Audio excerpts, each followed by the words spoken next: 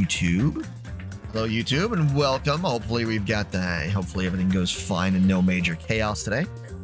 So we are doing the class trial. The 4th class trial. So,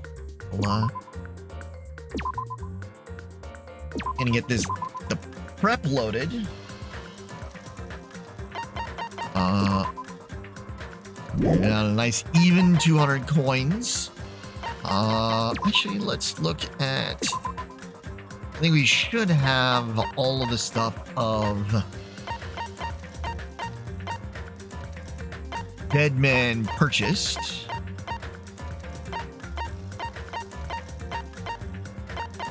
Good old Nekomaru Nidai.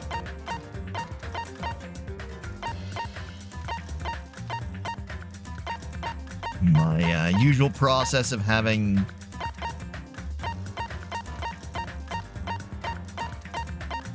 all of them with the getting the characters when they die, but that's the point at which we actually buy them. When they are no longer going to be in the game, we get their any imagery that has them as a part of it.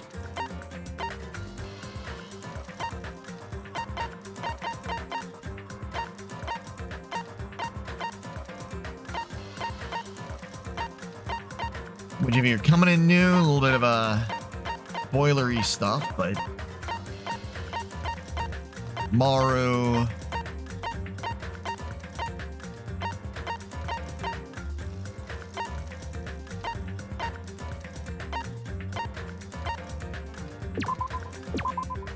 Yoshi and Mechamaru, so still more Mechamaru.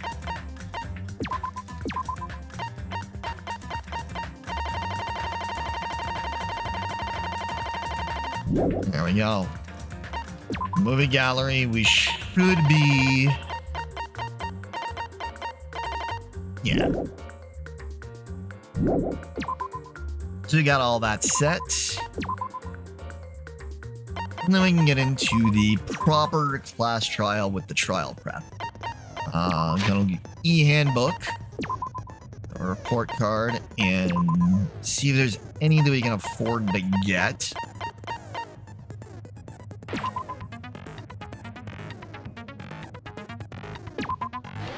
Get the melodious voice.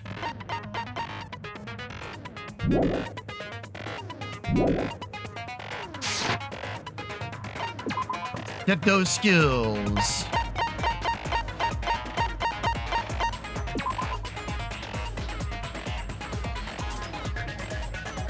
Increasing the power of the silencer effective during the non-stop infinity unlimited play. Get that melodious voice loaded in here.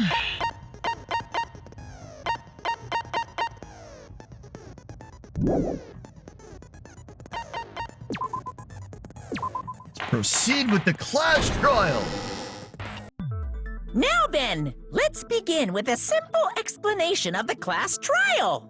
During the class trial, you will present your arguments for who the killer is and vote for who done it.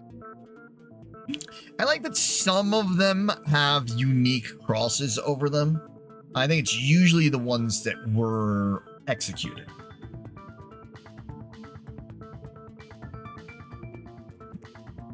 Oh, let's make sure. I think it's Teru Teru has a crossed fork and knife.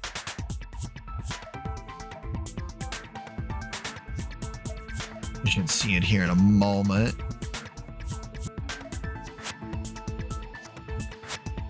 You can see the fork and knife. Yes, Pekko's... I think that's supposed to be her sword in the sword case. There's Nekomaru Nidai.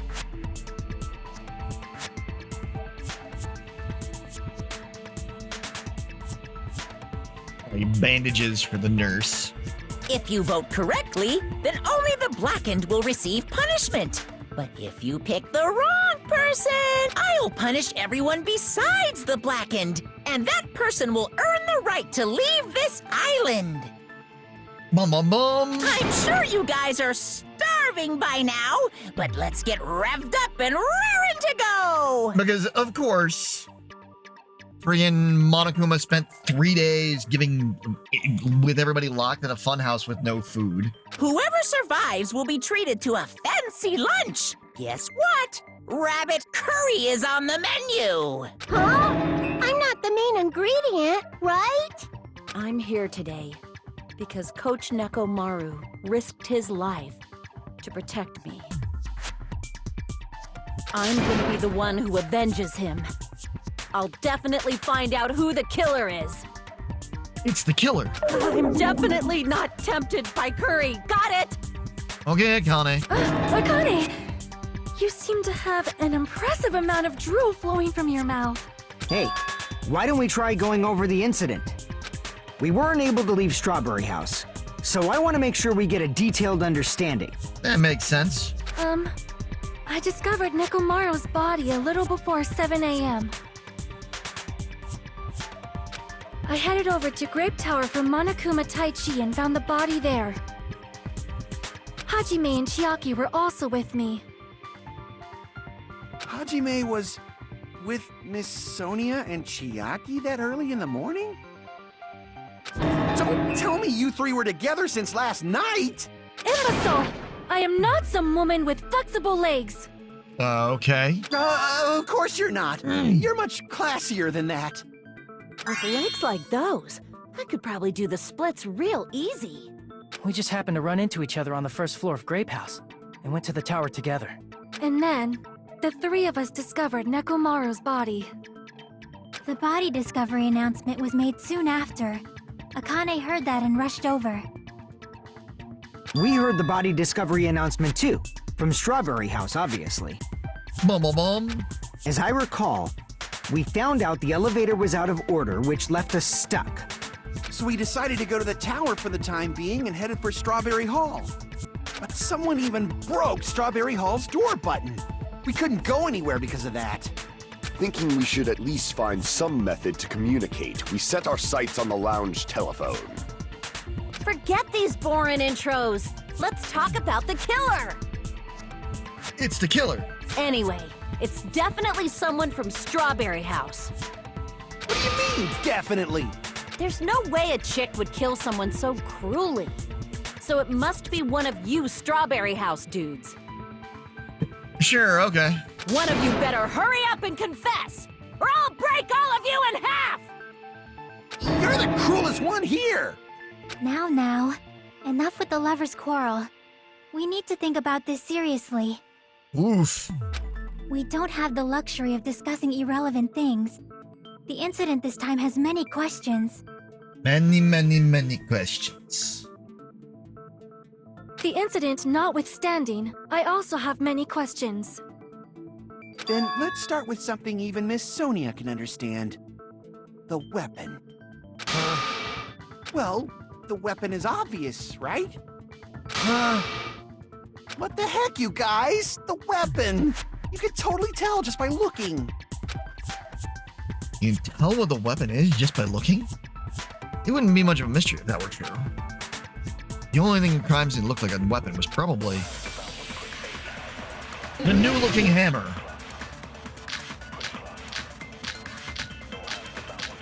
Which definitely is not the weapon. I guess we should figure out the weapon first. The weapon was right there at the scene of the crime. That pillar, huh? No, the hammer! The killer used that hammer and beat the crap out of him! If it was unexpected, I suppose that is possible. That's right! It was a surprise beating! The weapon is decided! No, I don't think he beat the crap out of him. The hammer in the tower was the weapon. Like he said, looks like it was the case, but it's new looking. I guess we should figure out the weapon first. The weapon was right there at the scene of the crime! That pillar, huh? No, the hammer! The killer used that hammer and beat the crap out of him! No, that's wrong!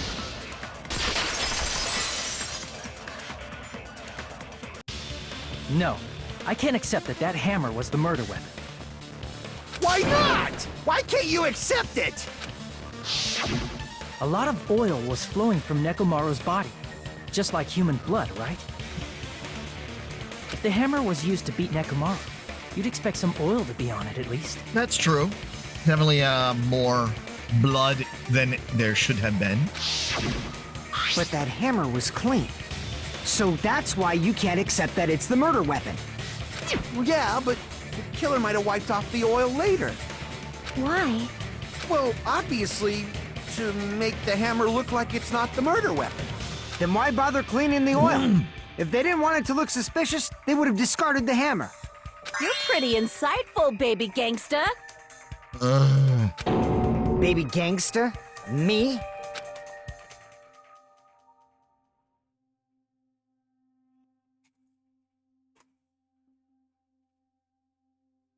Just so you all know, I was trying to test you guys. I thought, maybe you guys mistook the hammer for the weapon or something. It seems that was a waste of time. Then what was the real weapon used to murder Nekomaru? That's the problem. There wasn't anything else at the crime scene that looked like a potential weapon. That's true. You will have to figure that out. What was the thing that actually killed him? How about we look at it from a different angle? If it doesn't have oil on it, it's not the weapon. So whatever has oil on it must be the weapon, right? The actual weapon has oil on it, but if that's something at the crime scene had oil on it, broken pillar. I see! The only thing with oil on it is that broken pillar. Then that pillar is the weapon! Coach Nekomaru got clobbered with that pillar! But it couldn't even be listed by two people, so... Nobody could withstand a blow from that pillar. Even if you used 100% of your muscle strength, it would be impossible to wield it as a weapon. That is true. Why? We tried to move it, right?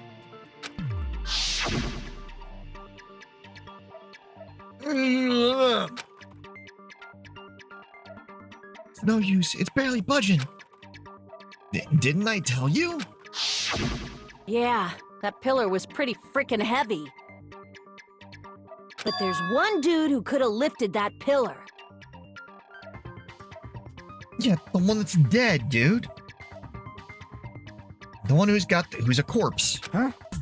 Who are you talking about? Coach Nekomaru's robot body!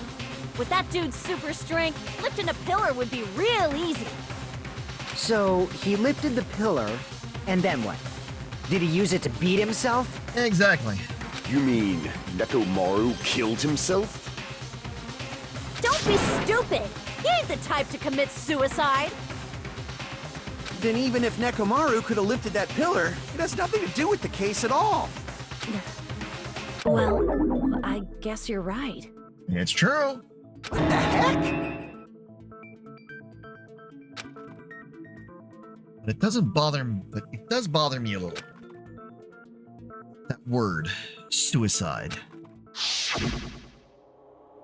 By the way, the fourth murder of the killing school life was apparently ruled a suicide. Huh? No, that shouldn't matter. There's no way Nekomaru would commit suicide. But that's a problem. If it's not the pillar, then there's no other weapon we can think of. There may be a way to use the pillar as a weapon without lifting it. Huh? For reals? Yes, for reals. I see. So my gut was right after all. All right, it's up to you, Sonia. Prove that pillar was the murder weapon. Bunga bong. Understood. Then I shall give it my all. Sonia, here I go! Indeed, Sonia, here you go.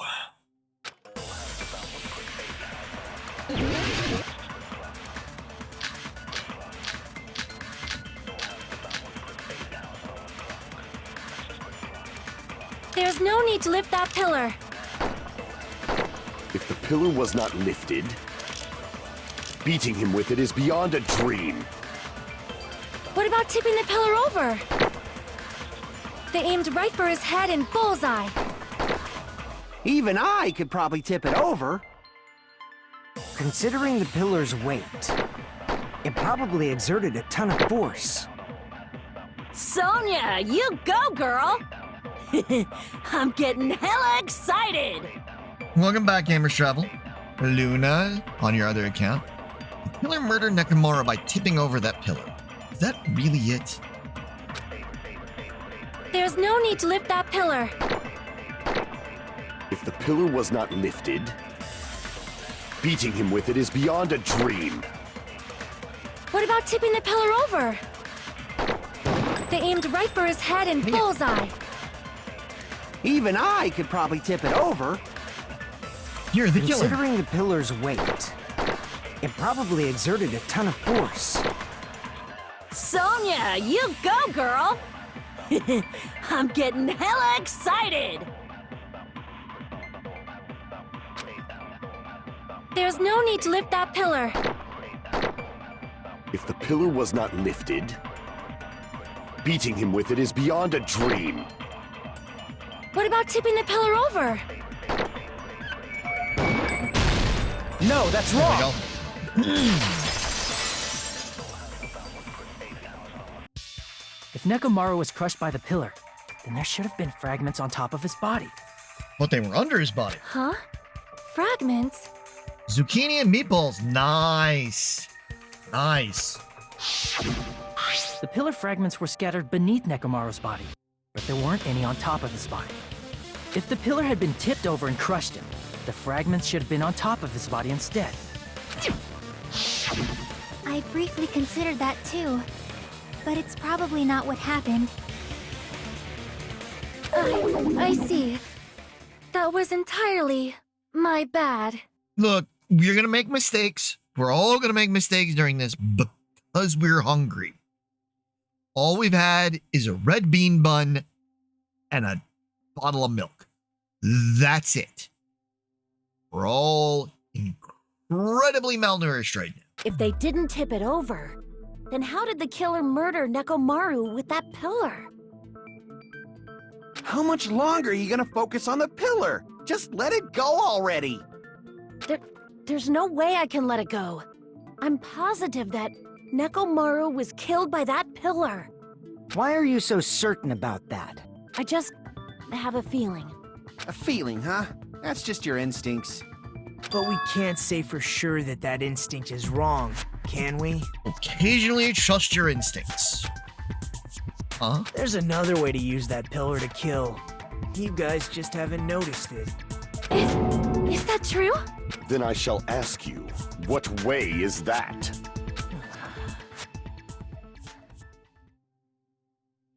You guys, the same as usual. You're unable to clear a path to the future with your own powers, so you just stand there and falter. What a waste of talent. And you all intend to fight the Future Foundation? You make me laugh. What did you say? Regardless, it's not like I want to die with the rest of you. So I guess I should lend a hand. Hey, Nagito, what the hell happened to you? How come you're not talking like a lunatic anymore? I've learned a valuable lesson. Ignorance is by far the greatest shame. Good. You finally pulled your head out of your ass because now you feel superior. Now there's somebody that you feel superior to. Huh? What do you mean? Who cares? Just tell us how the pillar was used to kill. Well, first of all, the pillar itself is not enough. But when combined with a specific item, there's a way it could be possible. So yeah, if y'all remember from the last one, Nagito got Hajime's file, and Hajime's basically just you're attending Hope's Peak Academy, but you're paying to be there as part of the reserve class. That's kinda good enough, but not as good as the Ultimates. So now Nagito actually feels superior to somebody as opposed to feeling like, oh, I have this worthless ultimate ability. He's like, oh, you're just a reserve class, so you need to die. You are obviously the problem here. A specific item? Of course. The ultimate weapon. Ultimate weapon?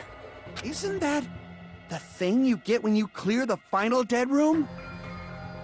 So, Nagito knows what the ultimate weapon is? Of course I know. But I'm pretty sure everyone else has seen it, you know? We've seen it? That's right. You've seen it clearly. Because I, the one who has claimed dominion over evil, am the ultimate weapon. Shut up, Gundam. I am he who cuts the insolent catalyst which flows out from the chaos with the sword of victory. It's only fitting that I deserve to be called the ultimate weapon. No, you are far greater than the ultimate weapon, since you wield your 4 dark devas of destruction. So what's everybody having or had for food today?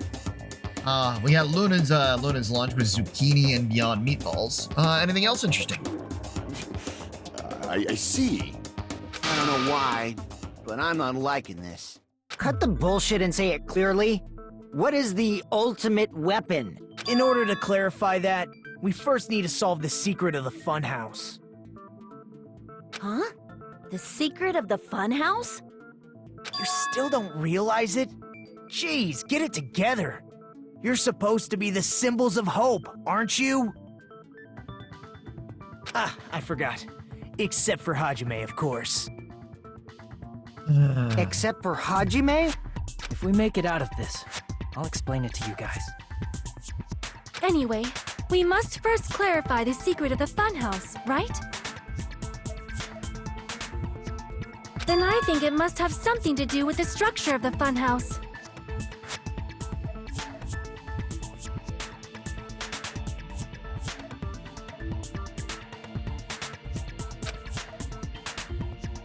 Strawberry House leads to Strawberry Tower, and Grape House leads to Grape Tower.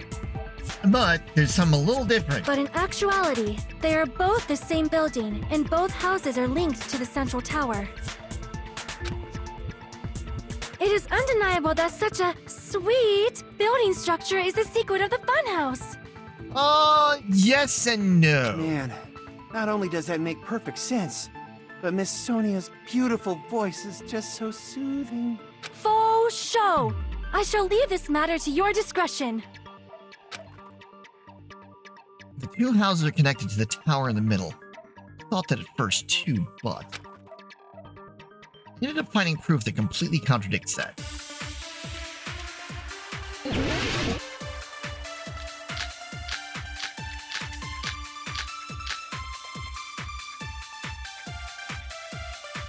In truth, Strawberry Tower and Grape Tower are actually the exact same place. So that's the secret of the funhouse. Is that really it?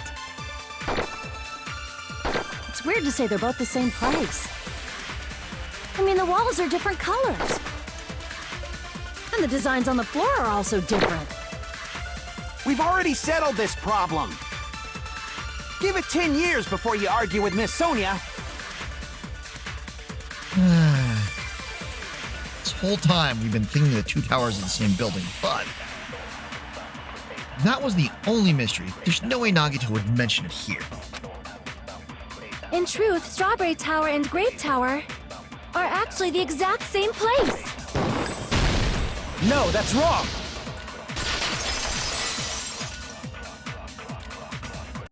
Both of those towers, are they really the same place? Why are you asking that now? Do you harbor a grudge because my kingdom destroyed your homeland?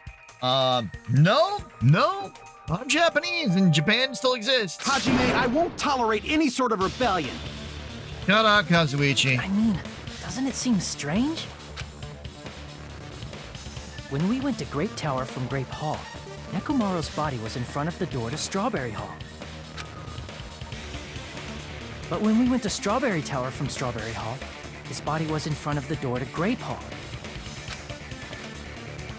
It's probably some kind of trick, like the floor rotating 180 degrees or something. If it is, then see? That means it could have passed as the exact same place, right? Better logic. If so, then what? Do you seriously think such a simple answer is the correct answer? What they think is that we're in two linked 3-story buildings. But are we really? Does that mean he's wrong? Oops, I guess I've said too much. If the floor didn't rotate, then that means we need to think about the structure of the building again. Bow down! Then how about this? Somebody moved Nekomaru's body. Oh, that's definitely not Well, the we case. were moving from Grape Tower to Strawberry Tower, but we should have all been together during that time. Even if they tried to move the body inside the tower. Then Monokuma did it. While we were moving, Monokuma quickly moved things around. But Nekomaru's body wasn't the only thing moved. Are you saying the broken pillar was moved too? If it is too heavy to carry, let them roll it. Just like if there is no bread, let them eat cake.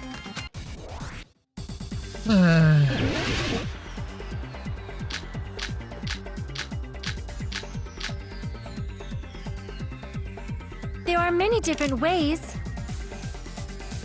The body and the pillar could have been moved. The pillar could have been rolled. And Nekomaru could have been moved piece by piece. I decree it was Monokuma's doing.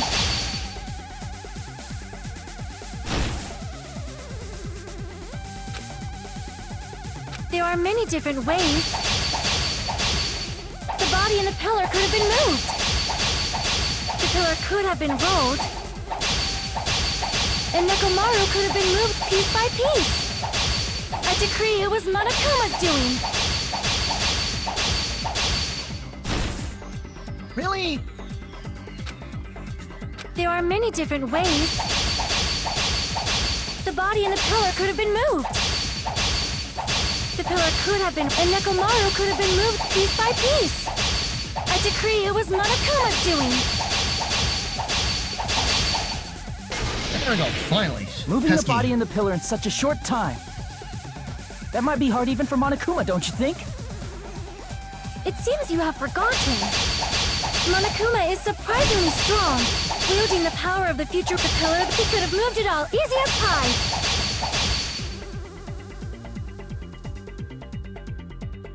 Definitely a whole It what she seems said. you have forgotten.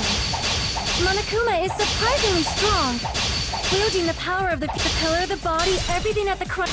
Allow me to cut through those words! Moving the body and pillar Blood. is possible. But it would have been impossible to move the oil on the Can't floor. move that oil. Bleeding. My spoon is too big. When the position of Nekomaru's body and the pillar changed, the oil surrounding his body moved too. You in. Oil. Physically moving all of the oil like Precious that is oil. simply not possible, no matter how you look at it. Then it's impossible to think it was moved. I am terribly sorry. I cannot believe I got so fired up. It's all right. A fired up Miss Sonia is awesome to watch. So what really happened? Does that mean the two towers aren't the same building? We can't be certain of that either. Not when the experiment involving the handbook I left on the tower floor was a complete success. Yeah, the e-handbook was still there. That's why we thought the two towers were the same building. If they're not the same building or two different buildings, then what are they? You'll see in a moment. We'll work it out. You'll figure it out and you'll see. You'll understand. No idea, huh? Mystery ties into the secret of the funhouse. We don't have enough clues to solve that mystery. And the only thing we can do is rely on the one person who has those clues. Hey, Nagito. I thought it would come to this. I knew my turn was coming up. But look, Nagito's flanked by dead people. Fine. I'll tell you guys a big hint that can help you solve the secret of the funhouse.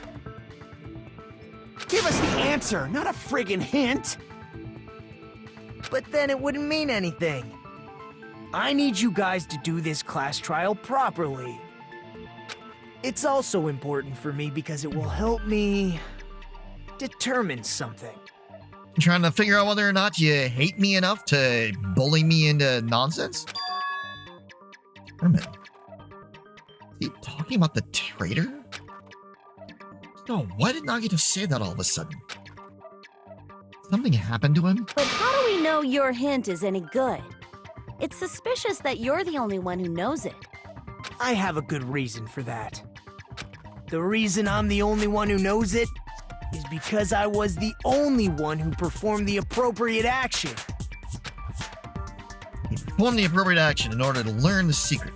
Could be talking about a life-threatening game? You're talking about the final dead room, right? You cleared the life-threatening game there and found something, didn't you? That's right. The hint is what I saw after I cleared it. In the depths of the final dead room, there was a hidden room surrounded by concrete. And there, a small conspicuous window waited, all by itself. Don't be conspicuous, don't be conspicuous. From that window, I saw some very strange scenery. Strange scenery?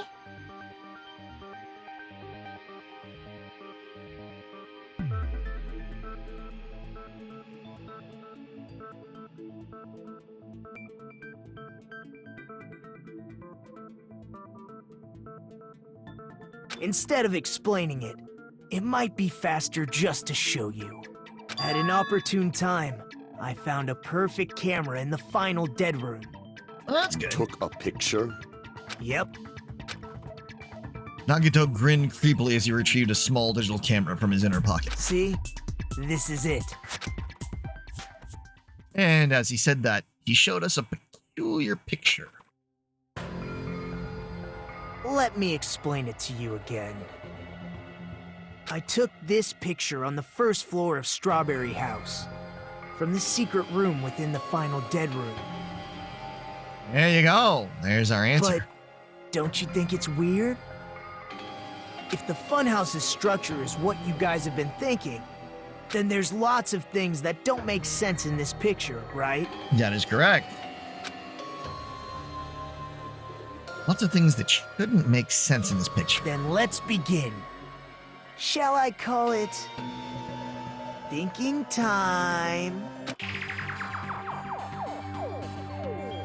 What doesn't make sense in this picture?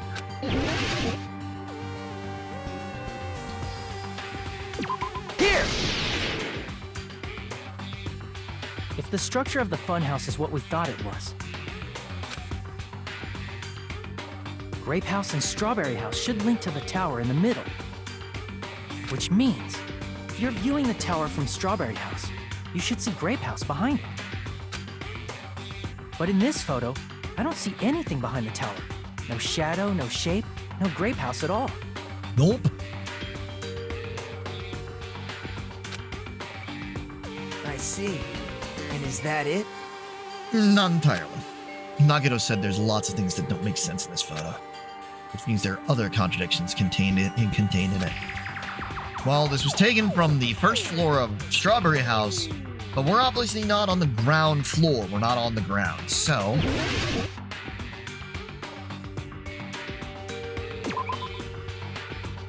Tower, right? There's only one tower in this picture. No lot. Which means it's not a natural... Crap!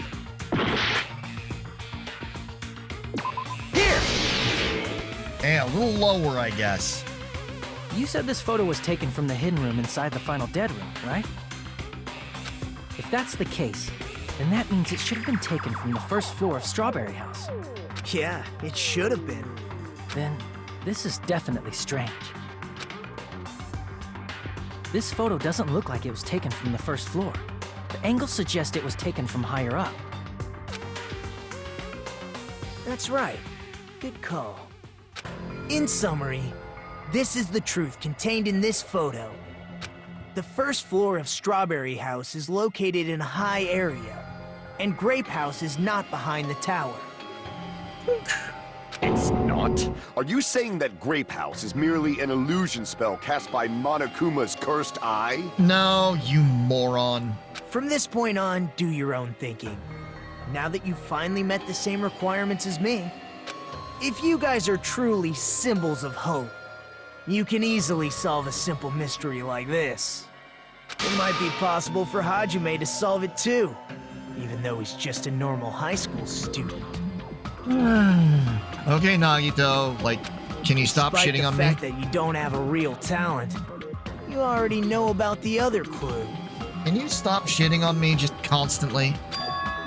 The other clue. Is he talking about that one time? Why, hello there, Hajime. Nagito, why are you here? Because I showed up. You showed up? How did you even come here? Yeah, I teleported. You're referring to when you suddenly appeared on the second floor of Grape House, right? I'm asking you just to be safe. At the time, where do you think I came from? The top floor, right? Such sharp eyes. So you realized it already. Top floor. So the third floor? But the Monokuma Archive should be the only room on the third floor of Grape House. What does it mean? Is that thing just now another hint to figuring out the mystery behind the funhouse destruction? The reason Nagito appeared from the third floor. Using the photo we took, I might be able to find the answer if I just think about it. Alright, let's do this. Dum, dum, dum, dum, dum, dum.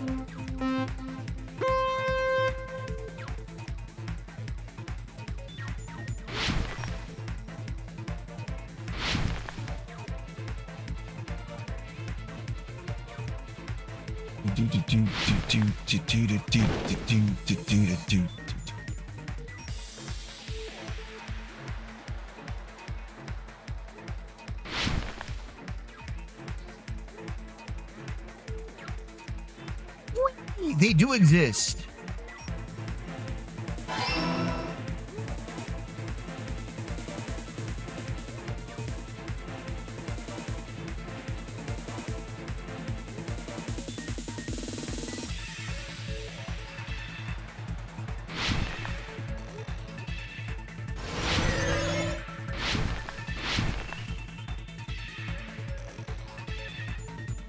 In the same building.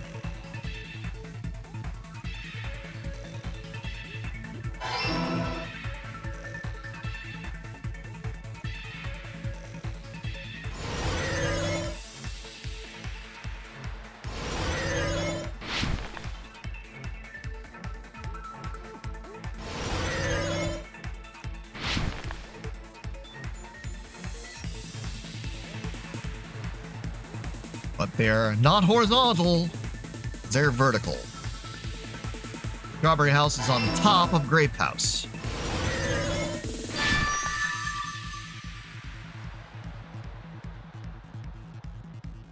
It's all coming together.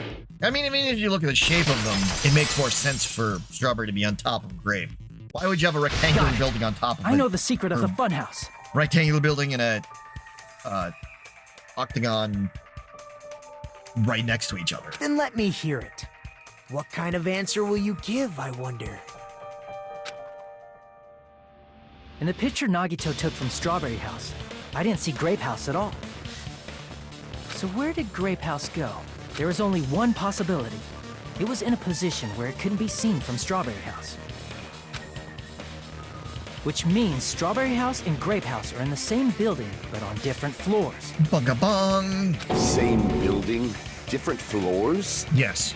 Then the two houses aren't two different three-story buildings. They're actually one six-story building? Yes. If you think about it like that, based on Nagito's picture, it's clear where Strawberry House is located. Strawberry House is located. Floors above Grape House. I see. Above Grape House. On top of Grape House. That's where Strawberry House is located. Because of that, the photo taken from the first floor of Strawberry House was at a high angle. Bunga bong. Altogether, This means the first floor of Strawberry House is also the 4th floor above Grape House. Oh, snap! I never expected that the two houses were connected vertically. But what about the shape of the building? The two houses were completely different shapes.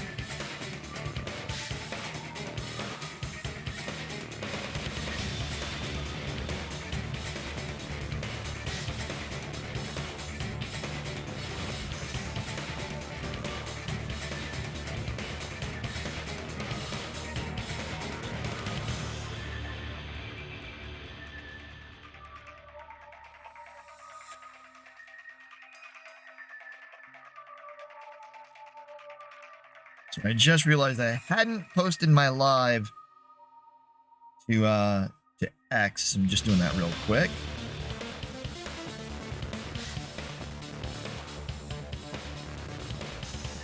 Yeah, thank you very much for that raid. Hope you had a great stream. And everybody who's staying around, make sure that you are following KF. It should have a little heart allowing you to follow right at the top of chat. And hopefully you had a great stream today, KF. What were you playing today? And also, KF's amazing. And anybody who's new here, Raven Wisha, Raven, a variety streamer. And later today, I'll be doing Rivals and maybe some other Marvel Rivals and maybe some other stuff after we finish Danganronpa.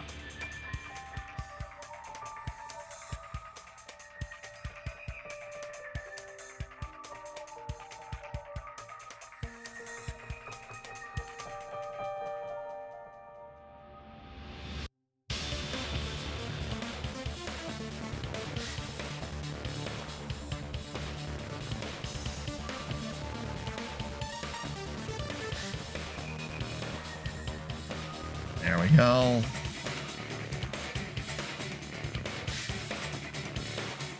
More Balatro, the painted deck. What about the shape of the building? The two houses were completely different shapes. Strawberry House is 4-sided, and Grape House is 6-sided, right?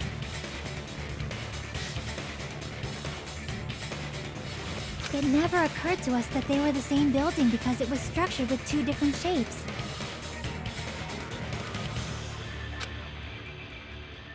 A quadrilateral and a hexagon, overlaid atop each other to misdirect how we would perceive them. And it worked, didn't it? Disregarding the tower, we fully believed the two houses were two separate, distinct buildings. In order to conceal the unique design of the funhouse, Monokuma put us to sleep so we couldn't look at the outside of the building when he brought us to it. Yes.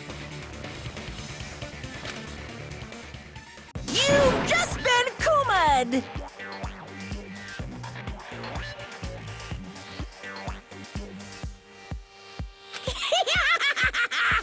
Don't you think a building full of so many surprises totally deserves to be called a fun house?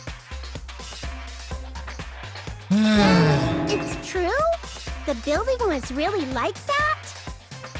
No big shock there. That's right! Those two houses exist on different floors in the same building! Constructing a building like that on your own without my knowledge? How horrible!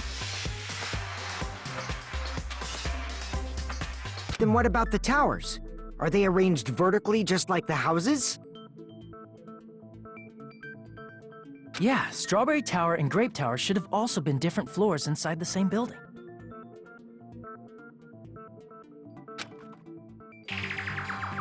Just like Strawberry House was on top of Grape House, Strawberry Tower was also on top of Grape Tower.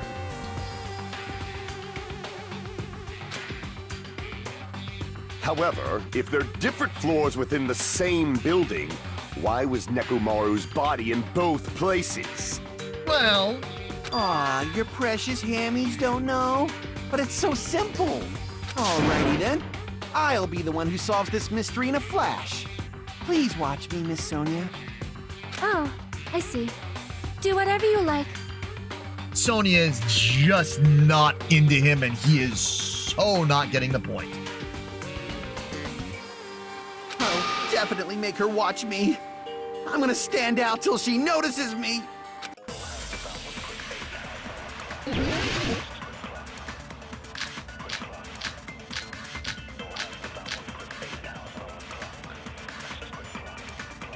I'm gonna solve this mystery in a flash. And hurry up, dumbass! One of the bodies in one of the towers was actually a dummy. You mean a fake body? Incorrect. Nekomaru died with a mechanical body. It should be possible to construct a dummy from spare parts. You're magnificent, Gundam! No fair! You totally stole my spotlight!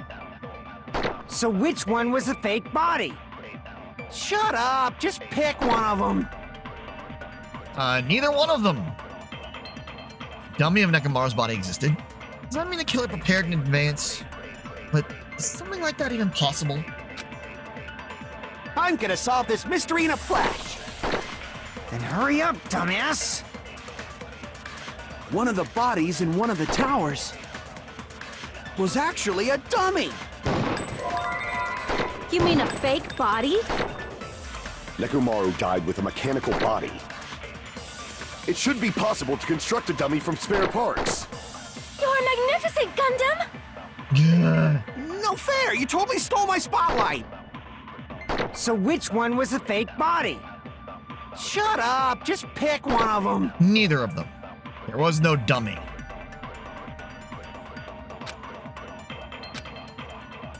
I'm gonna solve this mystery in a flash. And hurry up, dumbass! One of the bodies in one of the towers was actually a dummy. No, that's wrong! Break! Nekomaru's body wasn't a dummy. That can be proven by Kazuichi's account. Me? Remember? Yup. When we moved from Grape Tower to Strawberry Tower, we thought the body had moved. And that's when you said, Catch is that the parts that I carefully arranged when I disassembled the body all moved too. right up until that moment, you were disassembling Nekomaru's body at Grape Tower, right? The killer couldn't have known how you'd take apart his body, so they couldn't have built a dummy. Unless Kazuichi was the one who built the dummy, then it would be a different story. I mean, that's true. Miss Sonia, that's a pretty harsh joke. Yeah. You are joking, right? I mean... It's alright. Kazuichi is not the killer. Good. If he was, he wouldn't have fixed the elevator or the button in Strawberry Hall. That is true. That is indeed true. It'd be much more convenient for the killer if it stayed broken.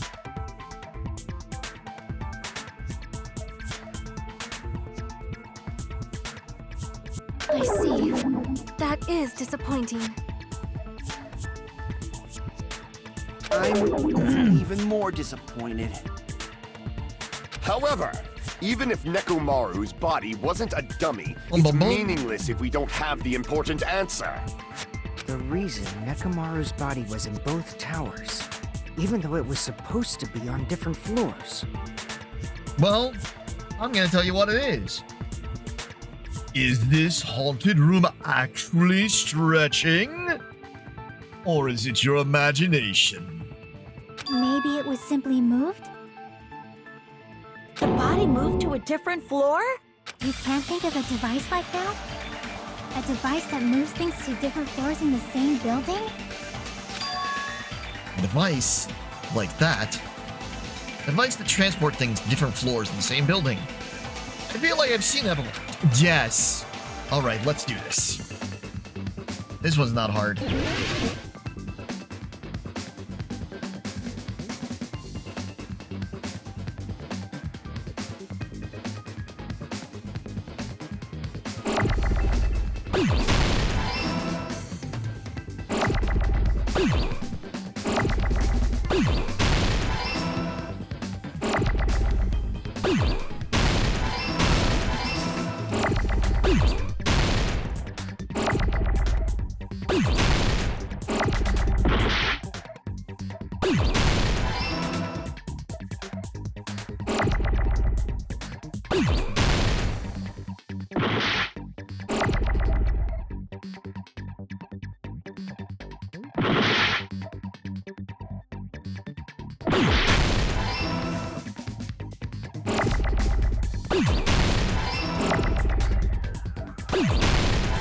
elevator.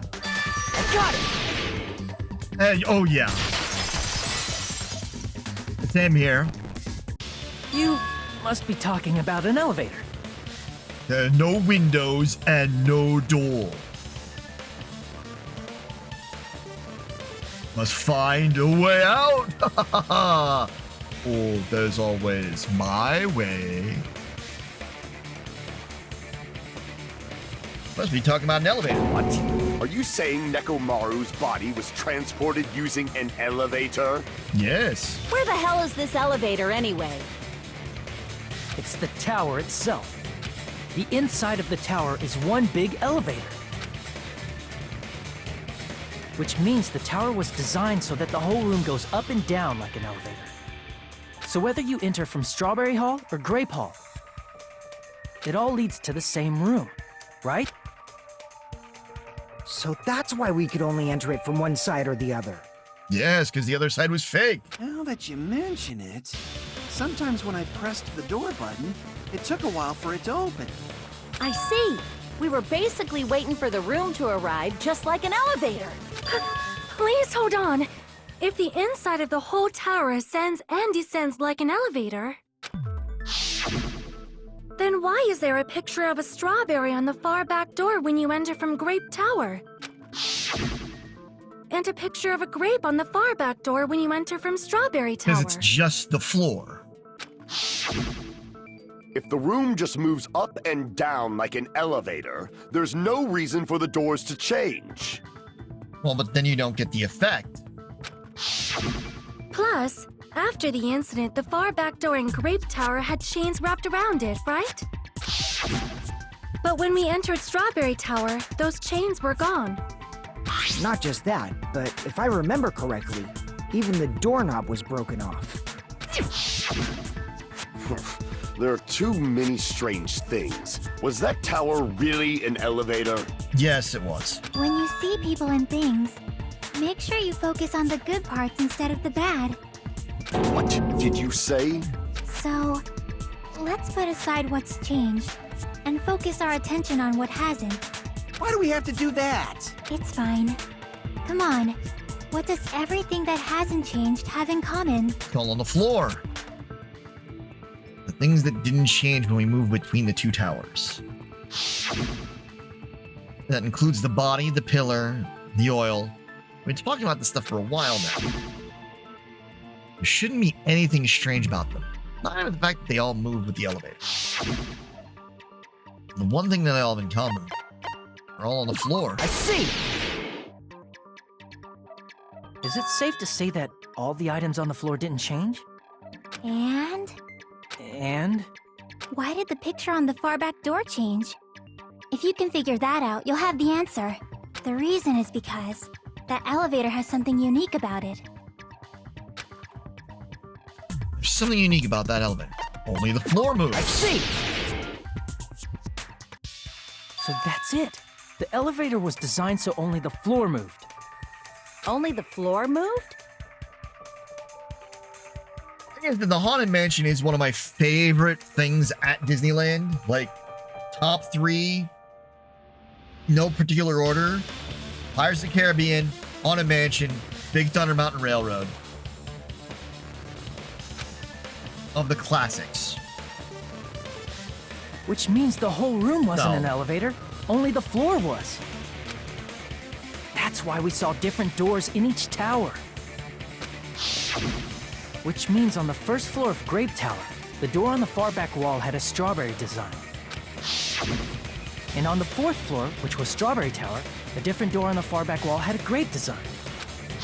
Then, where do the different floors lead? I want to say they lead outside, but they're probably just for show. Yep, just for show. Just for show? Why was something like that necessary? So we'd falsely believe that the doors were connected to where their picture signified. Yes. It was actually very effective. Yes, yes, Because yes. of that, we totally misunderstood the building's structure. I don't get it. But I guess it means whoever designed this building had a totally twisted personality. It's Monoguma's, so yes. Did you hear that, Monami? Don't blame this on me. Take responsibility for yourself. Then I'll take responsibility and gently caress you. Okay. Creepy. Like, there's no way that's gonna happen. Stop with the tasteless jokes. By the way, what does the chain on the far back door in Grape Tower mean? It was probably wrapped there by the killer to keep us as far from Strawberry Tower as possible. Why? Because of that chain. You guys thought you couldn't enter there, right? Like you said, I could probably use these paths to repair that button, but seriously, hold on.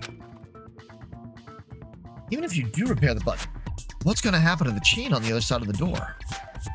Chain? The door that leads to the Strawberry Tower has a chain wrapped around the doorknob. Even if you fix the button on the Strawberry Hall side, the door won't open as long as that chain is there. You don't need to worry about that at all. Huh? The killer destroyed the Strawberry Hall button, so we'd stay away from Strawberry Tower. Everything was done to tamper with the evidence, so we wouldn't find out about the secret of the funhouse. Secret funhouse. Secret funhouse. Secret funhouse. Secret, secret, secret funhouse. The appearance of a body in the tower would contradict what we thought we knew about the building. In that situation, if we'd gone to Strawberry Tower, we'd have seen that contradiction firsthand. And using that as a clue, we might have discovered the truth. It's the truth. The truth that the two houses and the two towers are actually one complete vertical building. The killer wanted to keep us from learning that. That's why they made us stay away from Strawberry Tower. They destroyed the button and wrapped a chain around the door just for that? Well, they thought they'd locked it by the chain. Then when they got back, they were like, oh shit. Oh shit.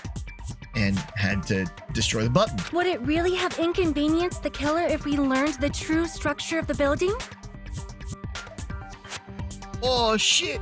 It would have been a major inconvenience.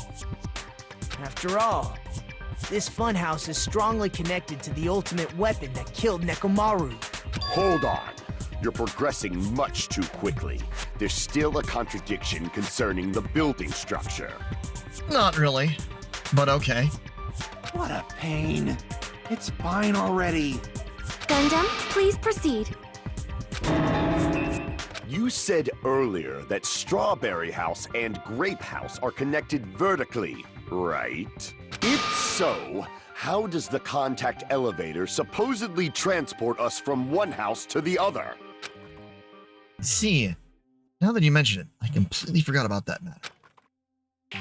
If that elevator moves vertically, then when your back is facing the elevator, both towers should be on the same side. But does this reflect reality? Inside Grape House, Grape Hall is on your right when your back is to the elevator. And inside Strawberry House, Strawberry Hall is on your left when your back is to the elevator. Well, Which means the houses are on exact opposite sides of the tower. no, shut up, Gundam. You don't know what you're talking about. Answer me, fiend! What does this mean? What does this mean? Angry, what does this mean? If the two houses are connected vertically, the position of the tower should be the same in both houses. But, in fact, when my back was facing the elevator in Grape House, the tower was on my right. When my back was facing the elevator in Strawberry House, the tower was on my left. Now I'm gonna break through this contradiction. Well, that's surprisingly easy.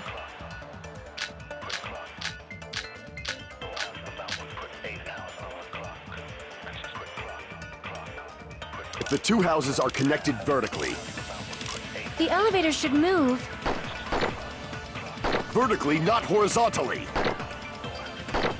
However, at both houses, if the contact elevator is behind you, the towers are in opposite directions.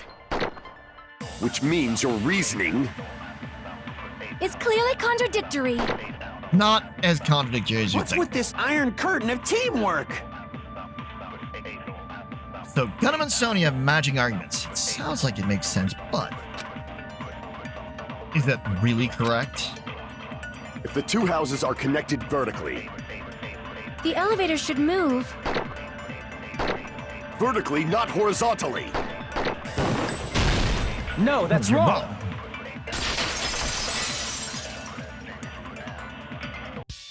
The elevator wasn't just moving vertically. Isn't that right, Kazuichi? Huh? Me?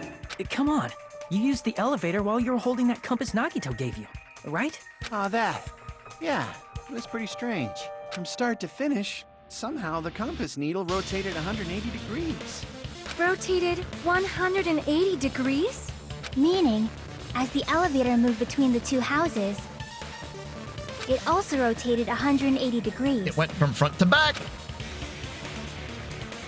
It was probably following the building's perimeter as it rotated to the other side. Which means the exit would be on the opposite side once you arrived at the other house, right? And thanks to that, the tower we saw on our right side when we arrived at Grape House appeared on our left side when we were at Strawberry House. Bum, bum, bum. An elevator that rotates while it moves. Is that even possible? It's like something from an amusement park. Which is what we're literally in. Well, a funhouse is an amusement park attraction, you know. And since the building doesn't really need to be structurally practical, it makes for some splendid fun. Yo. Not splendid at all. You're inhuman. You say I'm inhuman, but I'm just a bear. So I was never human to begin with. That is very true. I'm different from these lowly humans. So we're done with the secret of the funhouse, right? Then let's start talking about the important stuff. What's the ultimate weapon that killed Nekomaru? And how'd they combine it with the pillar? Huh? You still don't know what the ultimate weapon is yet? It's what I found at the Octagon, you know. What is the Octagon? I haven't heard about that yet. Oh my... I can't believe I have to explain that now. As long as you know what an Octagon means, you can solve this simple mystery easily. What's an octagon means? 8-sided shape. I see! If I recall, an octagon is a shape with 8 sides, right? I didn't expect you to know that. For a substitute reserve course student, you're quite knowledgeable. Nagito, stop with the annoying arrogance because you finally feel like you're superior to somebody. Jerk. I guess I should continue listening. Where is the place befitting of the name Octagon? Octagon. Place befitting of the name Octagon. Probably.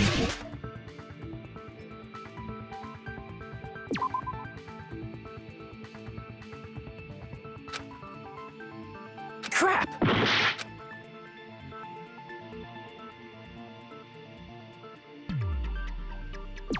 Here! Octagon. You're talking about the secret room surrounded by concrete in the depths of the final dead room. Why is that place the Octagon? Octagon. You know how the 4-sided strawberry house is on top of the 6-sided grape house? If you cut a 4-sided shape out of a 6-sided one, you get 8 edges. It becomes an 8-sided shape. That's basically the gist of it. The true identity of the Octagon is that secret room in the depths of the final dead room. Bunga bong.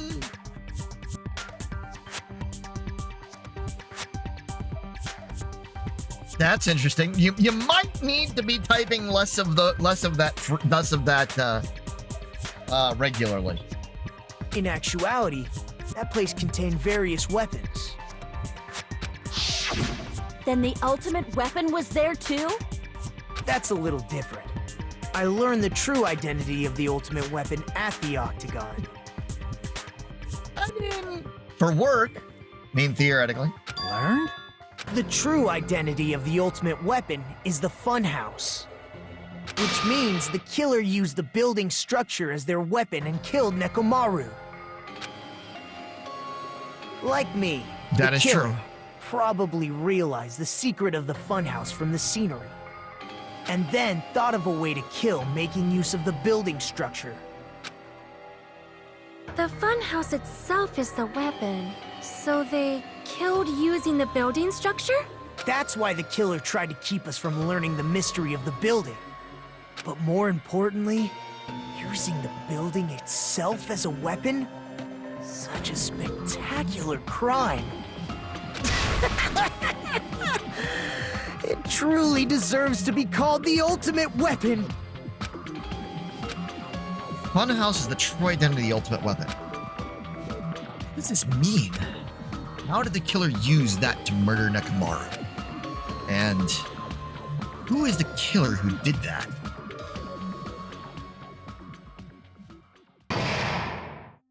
Trial. Class trial suspend. Hiya! There. I'm a too bad word to call mommy. I can already tell I won't be pleased by this. Let me say it right away. I'm already used to insults and slander. There's no way I'll get hurt by a mere word.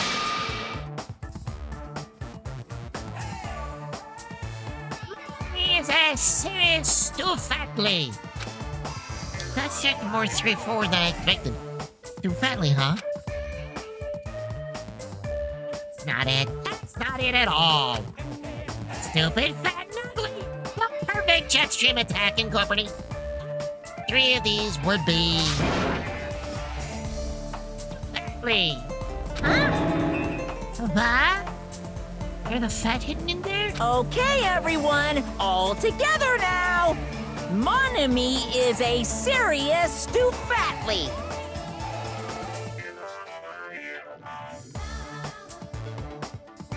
Okay. Exactly. We're gonna save. And I'm gonna step away for just a moment. Hello. I hope your day is well. I'm gonna step away and I'm gonna be right back. Thanks for waiting. Sorry about that delay. Oh, I hope your day is well. I'm trying to force myself to be more energetic, or else my mental state won't be able to keep up. Bum ba dum ba dum ba dum. My heart's thumping like crazy. I might as well have a laid-back, so what attitude and go ahead with high energy. Yeehaw!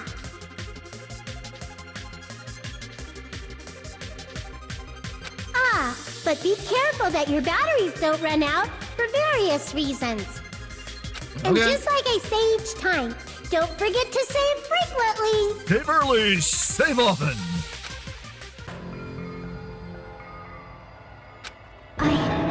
I never expected the funhouse itself to be the ultimate weapon. Oh well, let's just press on ahead. Is it really alright to accept a situation so easily? Yes. I mean, that's not what's important. The thing that's really important is the killer who used the building structure. Like, who's Mekomaru's murderer? But is it really okay to believe the building is the weapon? Nagito said it, you know. There's no way I'd lie at such an important moment. I don't want to die either. What happened to the bastard who kept saying how much they didn't mind dying? He's right. There was a time when I thought I could become a stepping stone for your hopes, but I will sincerely retract that remark. Yeah, it's because you feel superior to somebody now that he knows that Hajime is part of the reserve class. Retract? I'm disappointed too, you know. If this was a murder for the sake of hope, I'd happily sacrifice myself. You say such falsehoods, per usual. There is no such thing as murder for the sake of hope. Murder is simply murder. Forcibly sacrificing others for one's own desires. Even one as diabolical as I would avoid such actions. I see. It's fine.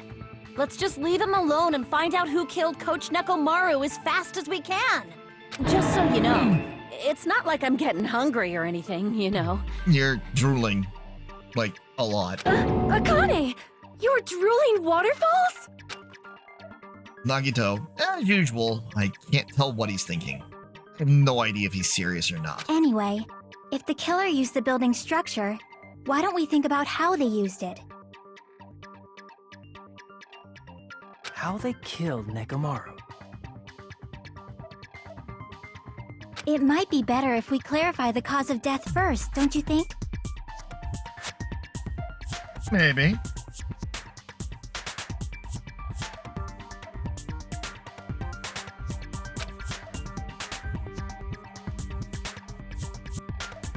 Nekomaru's cause of death, huh?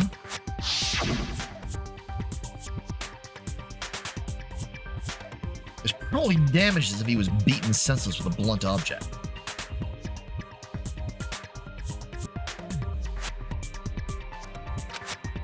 But if he was beaten with a blunt object, it wouldn't be a kill that utilized the building structure. But what was Nekomaru's cause of death so that also utilized the building structure? Falling. I see! That's it. I think he might have died from falling. Died from falling? If the funhouse's secret is that it's a structure where both towers and houses are vertically connected, then the killer made use of its height and caused Nekomaru to die from falling. Are you saying they pushed him off? Where'd they push him off from? That I don't know yet. Don't just make things up when you don't know the method. Where in that building would you even be able to push someone off in the first place? It might be possible in the tower. You could push him off the 4th floor when the elevator is on the 1st floor. Did you forget how the elevator functions? When it's on the 1st floor, the door on the 4th floor won't open. Dum dum dum. Saying he died from falling is truly incorrect. You should burn in the flames of hell. But my gut is going crazy right now. If Nekomaru died from falling, where did the killer shove Nekomaru from? I'm gonna reach the truth behind this incident. I need to solve that mystery now.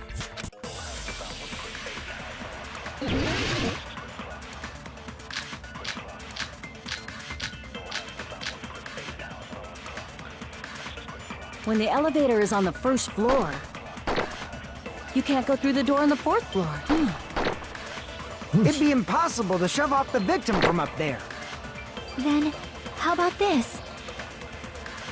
After locking Nekomaru inside the elevator, they moved the elevator from the 4th floor to the 1st floor and made use of the drop.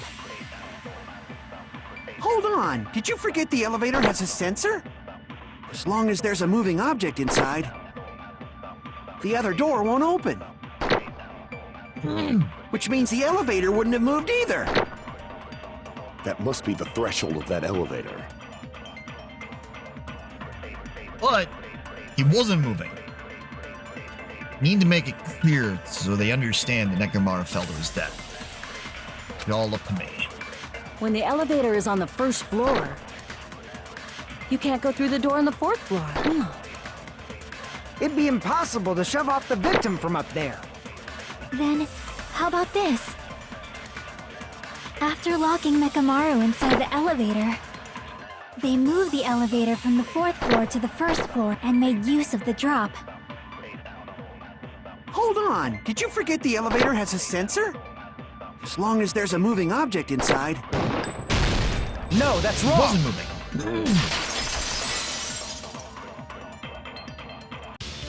That sensor should only work if something is moving. If Nekomaru wasn't moving inside, the elevator sensor wouldn't have detected anything. Could it be his sleep mode? When Nekomaru's goodnight button is pressed, all of his functions shut down, and he enters sleep mode. If he's in sleep mode, the elevator sensor wouldn't have noticed him, right? Correct. I see. So that's how... However, even if they moved the elevator in that manner, Nekomaru would have just moved along with it. There would have been no drop for him to fall and die from, yes? That's what I was about to explain before Kazuichi interrupted me. Yay, Chucky calling out Kazuichi for being a dumbass. Silence, pest! Now you're calling me a pest? Way to create the drop inside the elevator. Well, Nakamura is still alive. Chucky seems to have an idea, but what way could that be?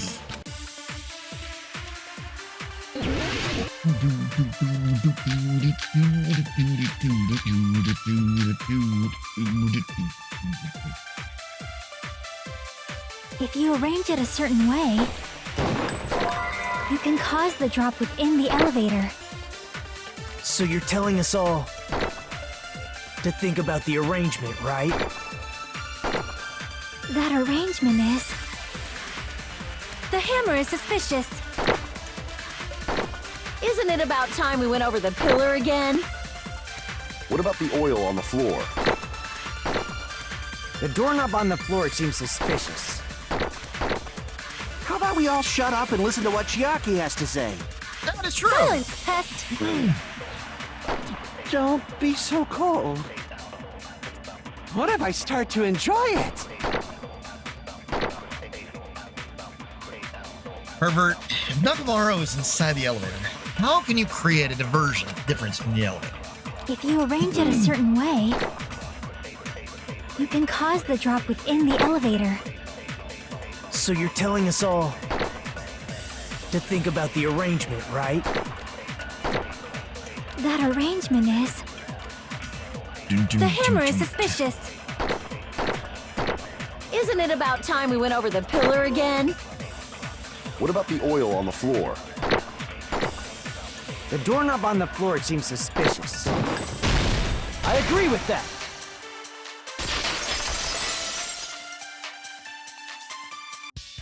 Didn't the doorknob have scrape marks on it? That might have been where it got scraped by the wire. Is that the same wire that was tied around Nekomaru? The tip of that wire was tied into a loop.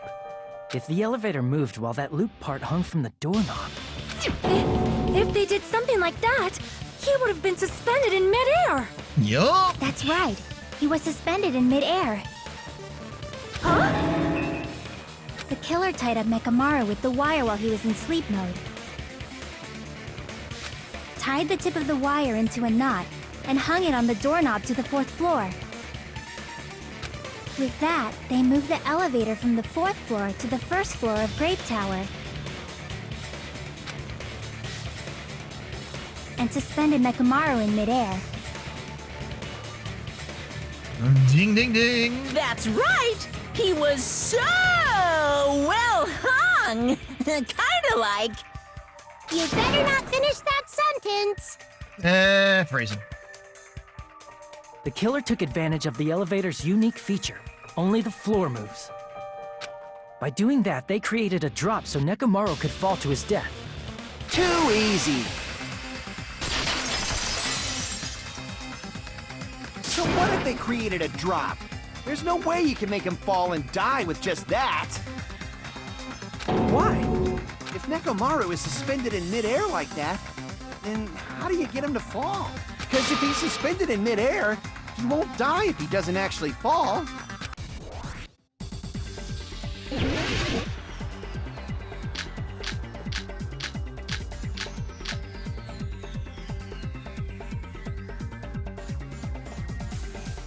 Even if they suspended Nekomaru from a... How would they make him fall? There's no one in the tower to push... There's no way they could do that!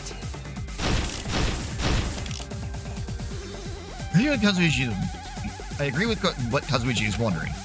Seems certain that the difference in elevator inside power is used to kill Nekomaru. Need to find Even the if they answer. suspended Nekomaru from a wire, how would they make him fall? There's no one in the tower to push him off. There's no way they could do that!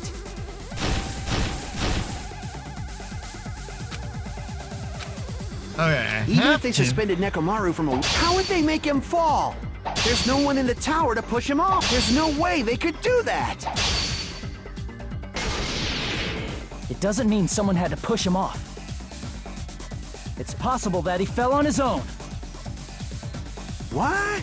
Nekomaru fell off? Nekomaru should have still been in sleep mode, right? Allow me to cut through those words. Clock timer. What do you think would happen if Nekomaru woke up while he was suspended upside down in midair? He'd lose his shit. Oh my god, what the shit? What are you saying? Like, how would he even wake up? He has an alarm inside his body. As long as it was armed, it would have deactivated his sleep mode. Which means the killer set the alarm before they suspended Nekomaru. If you woke up from an alarm and realized you were hanging upside down and had no clue why, It's if my something shit! like that happened to you, you would start panicking a lot, right? Instinctively, your body would start moving. Nekomaru probably did exactly that. And then, in order to make him fall from the force he was generating, the wire was hung on the tip of the doorknob so it would easily slip off. In actuality, the scrape marks caused by the wire were near the tip of the doorknob, right? But Nekomaru didn't fall because the wire came off, right? He fell because the entire doorknob came off. When Nekomaru awoke, he must have struggled much more than expected, which caused the doorknob to break off. Homeboy probably weighs a shitload too, because, you know, robot. Was that unexpected for the killer too? Well, that's probably it. If they knew it'd leave behind evidence like that, they would have at least tried to do something to cover it up. Killer didn't expect the doorknob to come off. The reason it even happened was because... In that case, I shall use my full power! Oh! With a fierce roar, Nekomaru put all his power into grabbing the doorknob with both hands. But... Clatter, clatter, clatter, clatter, clatter. Not yet. Here it comes. The incredible strength of 1 million horsepower! Oh! Wait, isn't creaking? If you break off the doorknob, we'll be stuck in here. That's really what it was. And that's the clue Nekomaru left for us to find. I see. So that's how Nekomaru fell to his death. Do you finally understand now? Yeah. It appears it's just as Miss Sonia said. I'm just a pest. No, I'm not just a pest. I'm a total fucking pig. Isn't that right, Miss Sonia? If I'm a fucking pig, you can say so! No, I believe you gave your all. Hey! Why aren't you teasing me anymore? Because you are starting to enjoy it, and she wants to torture you by not giving you what you want. This guy, he gets off on this! Exactly. So thanks to that alarm, Nekomaru ended up falling while he was still hanging upside down.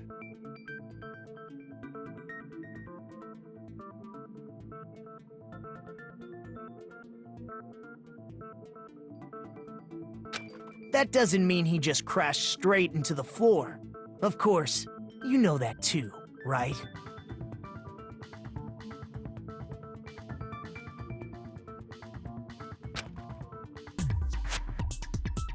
It doesn't mean Nekomaru crashed straight into the floor. The moment Nekomaru fell on the floor, the only thing that can even happen was he collided with the pillar. That's why there's blood all over it. When Nekomaru fell to the floor, he ended up colliding with the pillar. Isn't that it?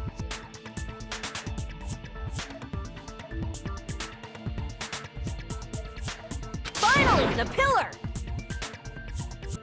So that's how the pillar shattered, and why oil was spilled all over the place. See, I told you the pillar was the weapon.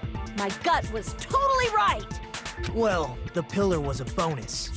It's not even clear if the killer intended that, or if it was just a coincidence. At this point, it is quite difficult to find a clue that will lead to the killer. Then what about the alarm? I'm positive the alarm was set for 7:30 a.m., and if we map it out from there... Hold on, baby gangsta. Are you really doing everything you can, Akane, to piss off Fuyuhiko? Stop calling me baby gangsta! What'd you just say? Did you say the alarm was set for 7:30 a.m.? You didn't check it yourself? Nekomaru's alarm was set for 7:30 a.m. Nah, that's impossible. Because even though I slept in a little, I still got to the tower at 7 in the morning. Now that you mention it, so did I. There was no way I could be late for Monokuma Tai Chi, so I left for Grape Tower before 7 a.m. And if we found Nekomaru's body there, it would have been before the 7:30 a.m. alarm went off. It appears yet another contradiction has been birthed. How were you able to discover Nekomaru died at 7:30 a.m. when you went to the tower at 7? Because somebody fucked with the time with the other clocks since they couldn't fuck with his. That's what I want to know. Another mystery I don't understand. Seriously, it's just one after another. But you can't choke up at a time like this. Just a little more and I'll be able to reach the truth. There should definitely be a clue to breaking through this contradiction.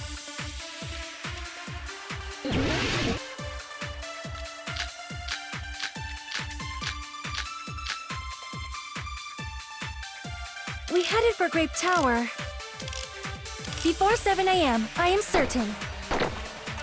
But the alarm inside Nekomaru's chest was set for 7:30 a.m. Nekomaru died because of that alarm, right? His time of death and the time the body was discovered. One of those must be an illusion. The killer probably did some tampering. They probably messed with the clock inside Nekomaru's chest. That's gotta be it! You can't mess with the one in his chest because it's the radio clock. The alarm that caused Nekomaru's death rang at 7:30 a.m. But we discovered the body before 7. I need to crush one possibility at a time if I'm going to break through this contradiction. We headed for Grape Tower before 7 a.m., I am certain. But the alarm inside Nekomaru's chest was set for 7:30 a.m. Nekomaru died because of that alarm, right? His time of death and the time the body was discovered. One of those must be an illusion. The killer probably did some tampering. They probably messed with the clock inside Nekomaru's chest. That's gotta be it! Dang it!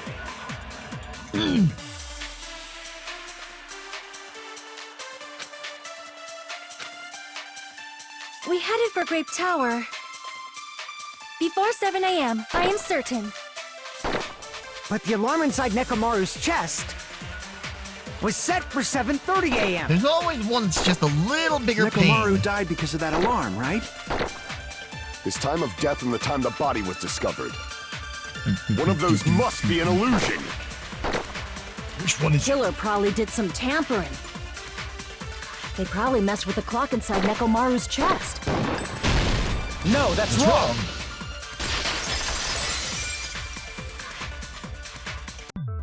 No, the clock inside his chest was a radio clock, so it would have been impossible to mess with.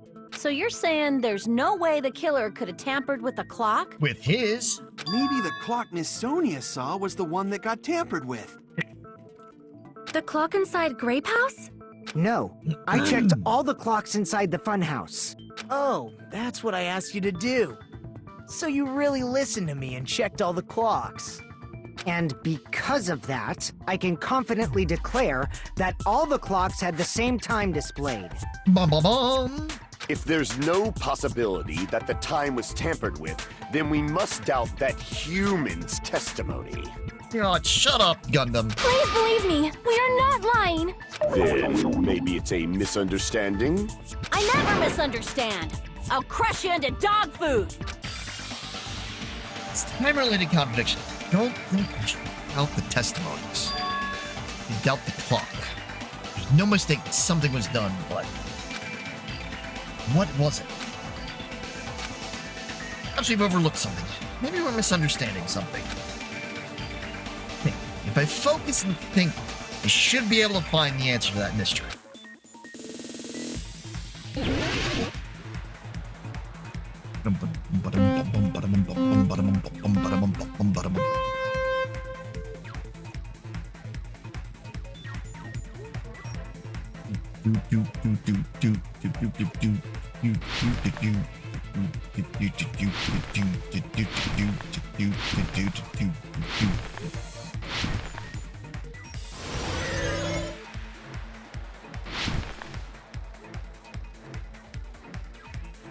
I'm in the building.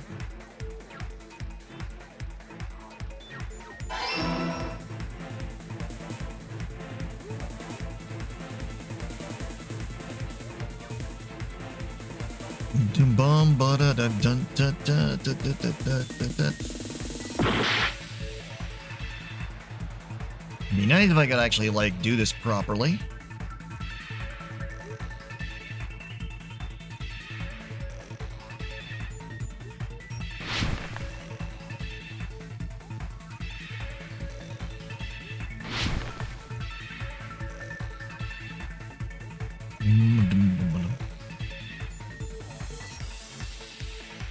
Buildings clocks, because you can't tamper with Nekomaru's.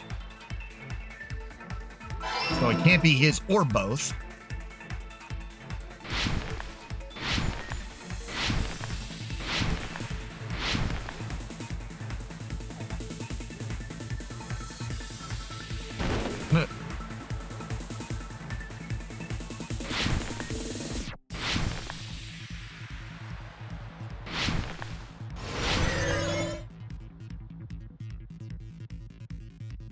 Both of them were tampered with since they were both the same.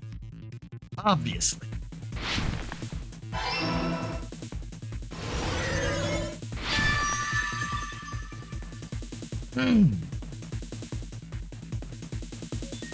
It's all coming together. You said you checked all the clocks inside the building. Isn't that right, Fuyuhiko? Yeah, none of the clocks had the wrong time. But what if all those clocks have been messed with? What? All the clocks? Yup. So even if you checked all the clocks inside the building, there's no way you'd have noticed it. I see. So the killer messed with the time inside the whole building by changing all the clocks. So that's what it was. There's no way I would have noticed that. This is truly fantastic! Now's not the time to be pleased. More importantly, how much was the time off? Pretty decently. He's right. That's the main problem. I need to clarify by how much the time was off after the killer messed with the clock. It's definitely the next mystery. I'm gonna reach the truth in this one in one go. Bum bum bum bum bum bum bum bum bum bum bum bum.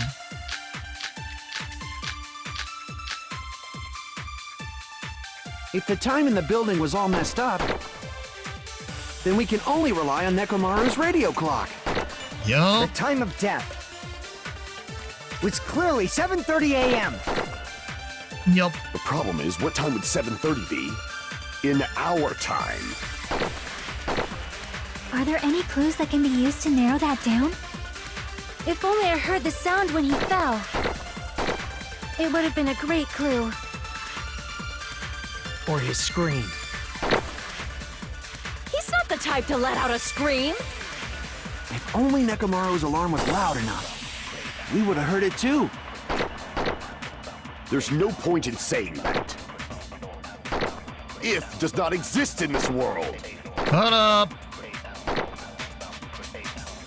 How much did the killer adjust the time inside the building?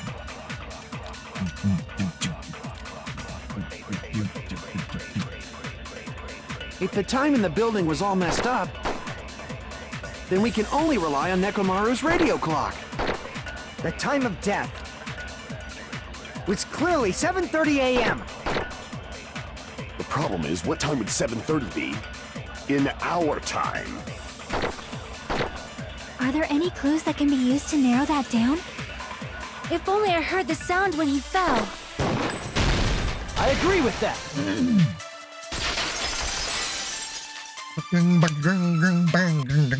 That's right. We should have heard the sound he made when he fell. Wasn't it that rumbling noise? Rumbling? I thought it was just an earthquake, so I went back to sleep. Was that the sound from when Nekomaru fell? In fact, it was. When he fell and ate shit on the tower and cracked his head open. Well, the huge body fell from the 4th floor to the 1st, and the pillar fell with it. It's obvious we'd hear the impact sound. We heard that noise too. It was when we were gathered at the Strawberry House Lounge. How's everybody doing today in chat? What is it, Sonia? Oh, well. That sound everyone heard? I did not hear it at all. Huh? You probably didn't hear it because you were sleeping. I could not sleep at all. I was awake the whole night with hunger pangs. There's nothing to worry about. What's important is that rumbling noise anyway. If we use that rumbling sound as a reference, we might be able to figure out how much our time was off. I heard that sound probably around 5:30 in the morning. It's gonna be about 2 hours, but we were also all late for, everybody missed Monokuma Tai Chi. So we were all gonna get fucked. So. Huh? You can tell? I instantly woke up and left my room. And that's when I saw the clock in the lounge. Excellent work, Akane! That rumbling sound we heard was at 5:30 a.m. Like the answer to how much our time was off. Literally right for 2 hours. I see! 2 hours! Nekomaru's alarm went off at 7:30, and if we heard the sound of his impact at 5:30, that means our time was off by 2 hours. 2 hours. 2 hours? That much? Yup, that much. We were starving pretty badly. There's no way we would have noticed. Plus, the funhouse has no windows. And there weren't any Monokuma announcements either. However, for what reason did the killer alter our perception of time? Because why not? The reason is obvious. So they can lure out just Nekomaru. Exactly. Lure out only Nekomaru. If you messed with the clocks and used a specific thing, you definitely get Nekomaru to the tower alone, right? From there, the killer's plan was a splendid success. That's all it means. Besides messing with the time, the killer also used a specific thing. They were trying to lure only Nekomaru, and that specific thing is Monokuma Tai Chi! That's it. The killer made use of the Monokuma Tai Chi activity in the morning. How did they use it? We were required to go to Great Tower every morning at 7 a.m. for that activity, right? Everybody ditched. But if they mess with all the clocks inside the building, what would that do to us? We wouldn't be able to attend on time, but that wouldn't affect Nekomaru. His radio clock had the exact time. That's right. In doing so, the killer was able to lure him to the tower by himself at the precise time. He knew who the killer is. Because it was somebody who was in a deluxe room, but heard the rumbling. Then, when I witnessed Nekomaru early in the morning... If I recall, you witnessed Nekomaru around 5 a.m. And if that time was also 2 hours off, it should have been 7 a.m. At that time, he was heading over to Monokuma Tai Chi, right on schedule. I see. Now that I think about it, I realize what Monokuma meant when he said those words. Too early! He didn't even ask you yet! Jeez, how outrageous. Honestly, didn't expect everyone to dish Monokuma Tai Chi. Turned out like this after all, so I guess it can't be helped. When you said everyone, you were including us, right? We thought we came to the tower on time, but in truth, it was way past the meeting time. Ah, jeez! That's, well, how should I put it? What was it? You know, tripping over a foot, or something like that. Are you talking about tripping over someone else's fault? Wrong! Too bad! Liar! I'm right! That's not it! It's incorrect! That's definitely the correct answer. You always get so stubborn like this. Let's just ignore the peanut gallery. Now that we've found out how the killer lured Nekomaru, the number of suspects has drastically decreased. Huh? Hey, why would that decrease the number of suspects? Don't be a friggin' liar! You'll know I'm not lying when you listen to what Fuyuhiko's going to say next. Huh? What the hell do you mean? You witnessed Nekomaru going toward the tower. Did something else happen after that? Are you talking about that alarm? Alarm? A little while after I witnessed Nekomaru, the clock in the Strawberry House lounge started going off. Plus, it was just before that rumbling sound occurred. That's it. So that's what it is. If Nekomaru died when the rumble happened, then whoever doesn't have an alibi at the time is the prime suspect. Really? Was there anyone who didn't have an alibi at that time? I remember now. The sound was so loud I couldn't help bolting from my room. But there was one guy who never left the lounge. We were both on the same floor. It's pretty weird that bastard never came out of his guest room. Which means that person does not have an alibi for when Nekomaru fell? Reverse it, but Who is it? Who's the bastard? it's whoever doesn't have an alibi for that time, right? Not Hajime, definitely not Hiyoko, not Gundam, not Akane, not Fuyuhiko, definitely not Ibuki. Huh. You're the only one! The one who wasn't there. It's you, right, Nagito? That's right. Nagito wasn't there. It was just me, Gundam, and Fuyuhiko.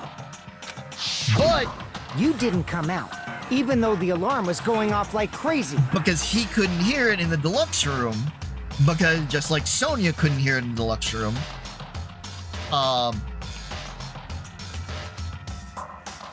and neither did You weren't in your room, were you? neither did Akane. Or not Akane. Akane heard it. I heard it. If that's the case, where were you? Please, say something! If you don't hurry up and answer, I'm gonna suicide dive you! If I may be frank, even if I wanted to go to the lounge, I couldn't. You couldn't? What do you mean? It's merely the foolish talk of the week. Not really, Gundam. Not only did I not hear the alarm, I never even heard that rumbling sound. He couldn't. You're definitely fucking lying. However, that is also true for me. Both of them had deluxe rooms. Both of them couldn't hear it. It is obvious that I did not hear the alarm in Strawberry House. But I did not hear the rumbling sound either. Is that not strange? I mean, everyone else heard it. Except for Chiaki also. To be honest, it's not just them. The same goes for me too. So there are 3 people who didn't hear it that were in deluxe rooms, and 1 that was in deluxe room that somehow managed to fucking hear it. I wonder. Huh. I was in a pretty deep sleep.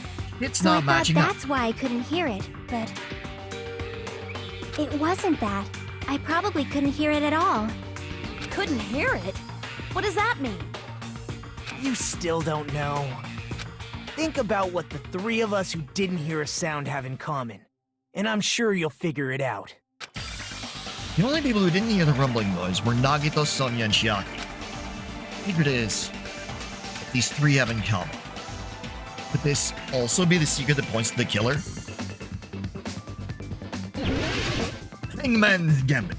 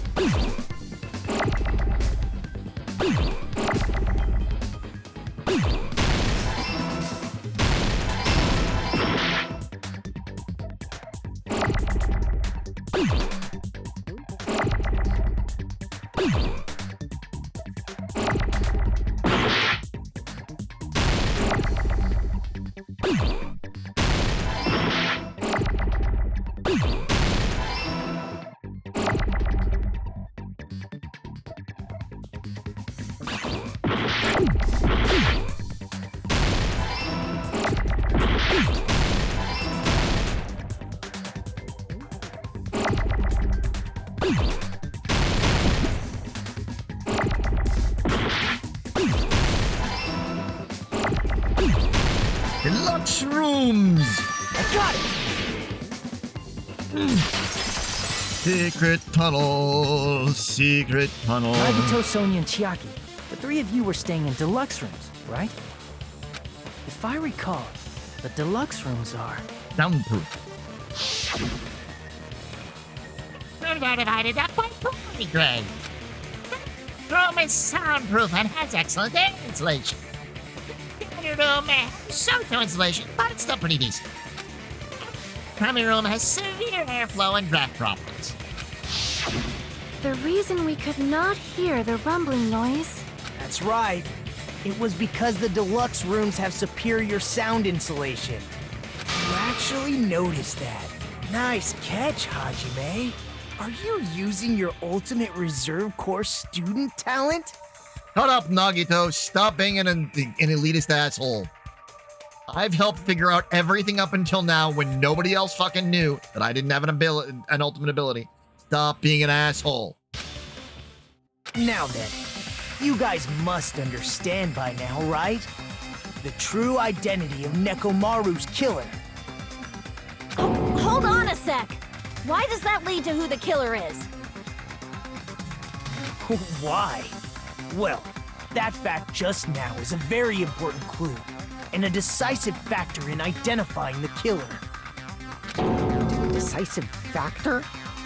It's the one who was out, heard everything, but had a deluxe room.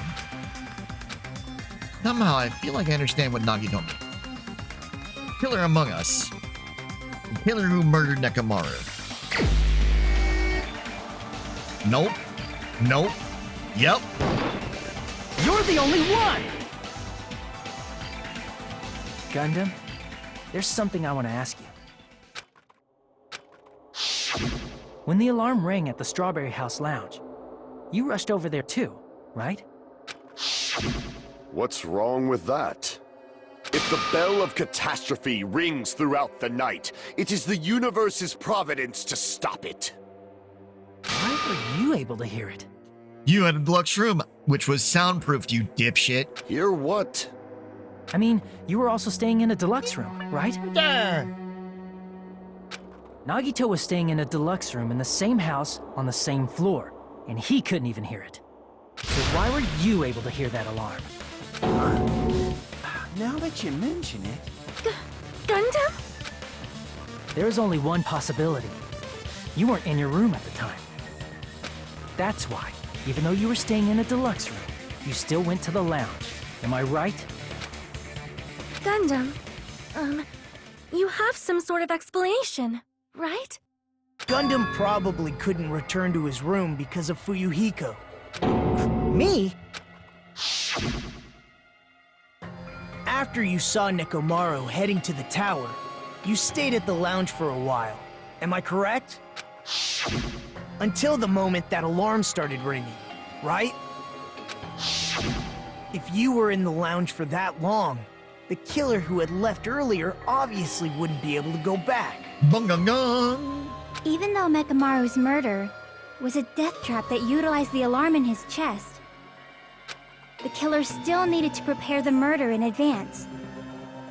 Like putting Nekomaru in sleep mode and tying him up with a wire. And I'm gonna pause right here, and I'm gonna be right back. Thanks for waiting. Sorry about that delay. In order to do that, the killer needed to be waiting for Nekomaru at the tower. Which means when Fuyuhiko witnessed Nekomaru, the killer was already at the tower. And once they tried to go back, they couldn't because Fuyuhiko was at the lounge. Indeed. In their original plan, the killer should have returned to their room before the alarm in the lounge went off. And They were supposed to stay in their room. They weren't planning to come out and go to the lounge. Which means they wouldn't have heard the alarm or the rumbling sound, thus proving they were in the room. Just like us. The best case scenario would have been if those two in the lounge had gone to check the deluxe rooms. After all, if they personally saw the killer sleeping in their room, it gives the killer a stronger alibi. Unfortunately, they failed to secure that alibi.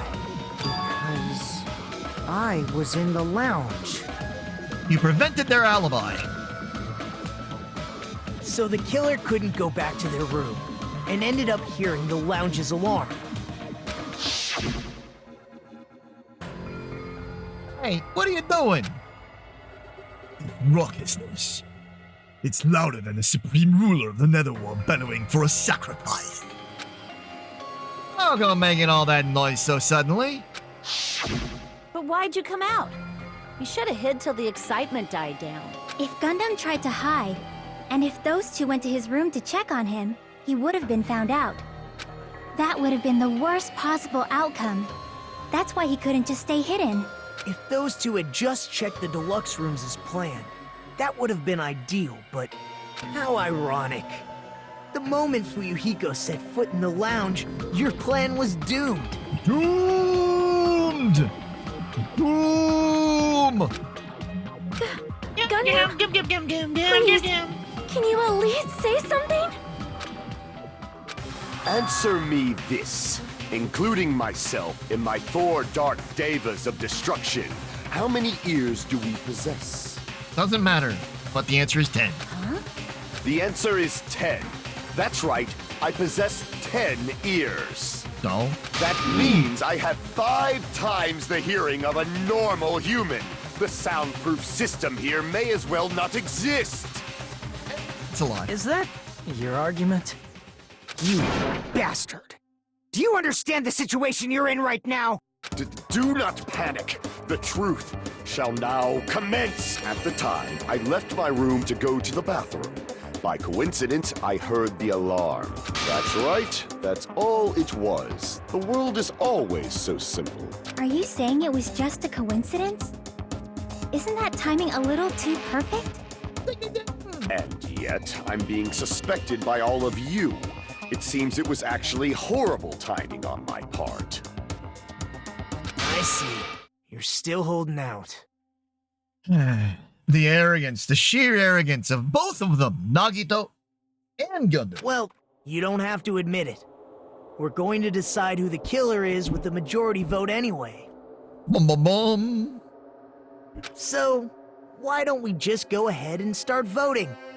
It's obvious that Gundam is the killer. But we've got to have the panic time action. The PTA. He's got to freak the fuck out. Hold on a sec. You know, Hajime, this class trial, this killing, it's merely the opening act, you know. Hey! What do you mean the class trial is just the opening act?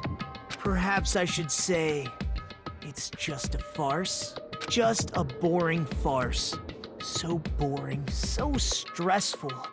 I'm so painfully bored that I might develop stomach ulcers. That's not quite how that works, but okay. Seriously. Let's just hurry up and finish this before I collapse from poor health. Nagito, something definitely happened to you, didn't it? At some point during the investigation, your behavior became even weirder. What actually happened? Did you discover something?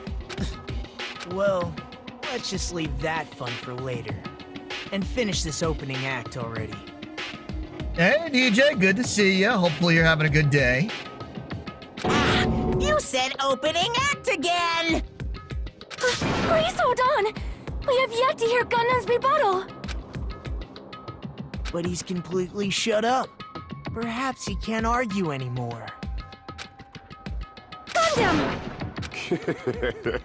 I was simply at a loss for words after being dumbfounded by your pathetic assumption. I'm doing well. I'm doing well.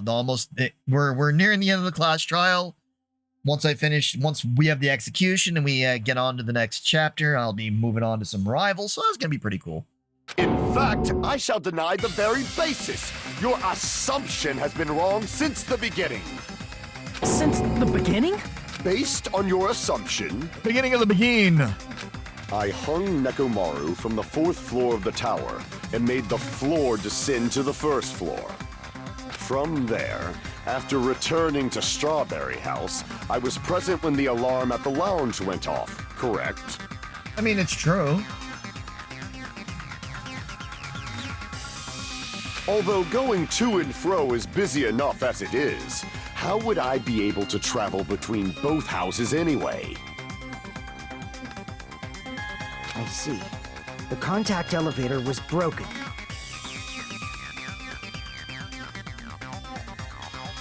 As I recall, the killer tampered with the Grape House control panel, which shut down the elevator. Plus, the stopped elevator should have been facing the Grape House side. If so, the human who used the elevator would have left it at Grape House. For these reasons, it's an indisputable fact that the killer destroyed the elevator at Grape House. And what's wrong with that? If the elevator was broken at Grape House, you wouldn't be able to return to Strawberry House. However, I was already at Strawberry House. I was present when the alarm in the lounge started ringing, which means your assumption is clearly wrong. Are you serious? And here I thought it's already been decided. Have you learned your lesson, pitiful humans? You cannot overcome this contradiction. I mean, sure. I think we can overcome it. It's wrong. When something is obviously wrong, that's when a contradiction is born. There's no such thing as a contradiction that can't be overcome. Secret tunnel. Secret tunnel. Secret, secret, secret, secret tunnel. That elevator was the only means of travel between the two houses. As long as that elevator was broken, your assumption collapses. Plus, the elevator was broken at Grape House. If the killer cannot return to Strawberry House, Since I was at Strawberry House at that time, there's no question that the following crime is impossible. It would have been different if they had an accomplice. Or if there was a secret passageway. How much longer do you plan to lecture me? Why don't we stop this already? A contradiction is when something is obviously wrong. There's no contradiction I can't shoot through. I'm gonna find out what it is for the sake of everyone's hope. I'll shoot through the contradiction. There is a secret passageway! So the only means of travel is not. Elevator was the only means of travel between the two houses. No, that's wrong!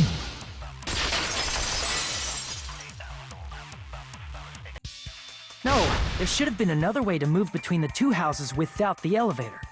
It's true. Such a method does not exist. It does exist. But it does exist. Then why don't we ask the person who actually used that method? Well, he is the Kwisatz Haderach. Oh, no, no, no, no, no. Yep. You're the only one! Oh, he is the Kwisatz You should Haderach. know.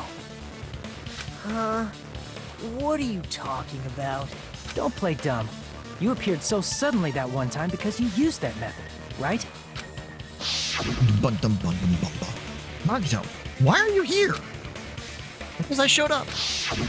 There's a secret passage connecting the first floor of Strawberry House to the third floor of Grape House. Isn't that right? Jeez. Once again, I let the reserve course show up. But you're right. There's a door on the floor of the Octagon, which is on the first floor of Strawberry House. After I opened the door and went down, Dun dun dun. surprise, surprise! I ended up in the Monokuma archive, which is on the third floor of Grape House. Meaning the third floor and the fourth floor are actually connected. Plus, once you've cleared the final dead room once, you can pass through it as many times as you want.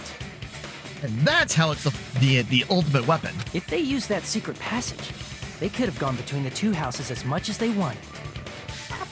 Down all around. Infinity Unlimited Flame!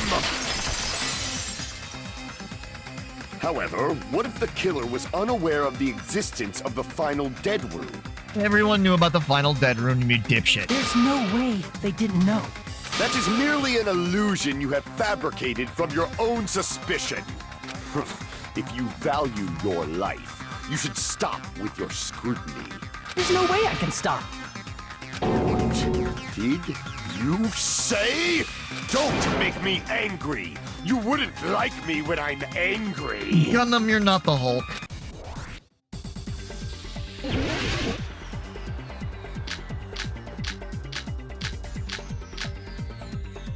Even if the turbid box doesn't exist, you could travel through multiple planes, provided you use a spacious wormhole.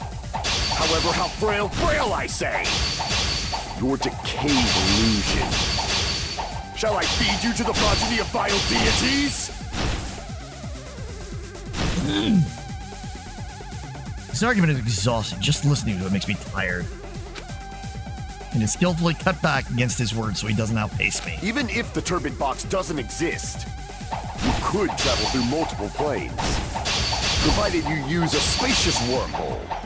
However, how frail I say! Your decayed illusion. Shall I feed you to the progeny of vile deities?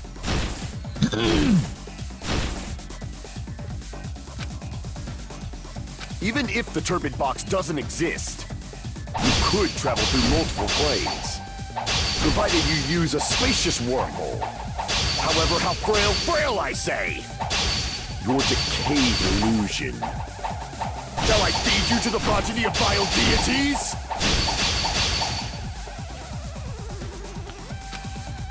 Even if the turbid box doesn't exist, you could travel through multiple planes, provided you use a spacious wormhole. However, how frail I say! Your decayed illusion. Shall I feed you to the progeny of vile deities?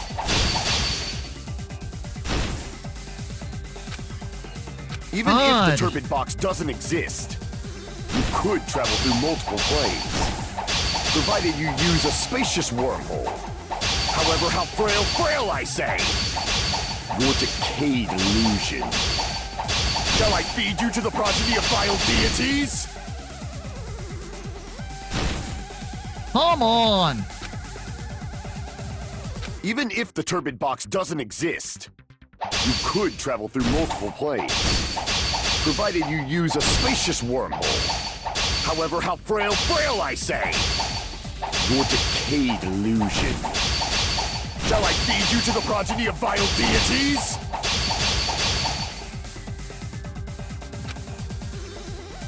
Even if the turbid box doesn't exist, you could travel through multiple planes, provided you use a spacious wormhole. However, how frail I say! Your decayed illusion. Shall I feed you to the progeny of vile deities? I can't back down! There we go. I already proved a secret passage exists. The secret passage was at the Octagon. Octagon! Know the limits of your own reasoning! You say the killer went to the Octagon? Don't bark, you cur! If you don't want to drown, at least pray to the key which dwells in the light!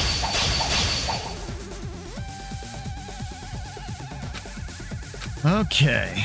Know the limits of your own reasoning! You say the killer went to the Octagon? Don't bark, you cur!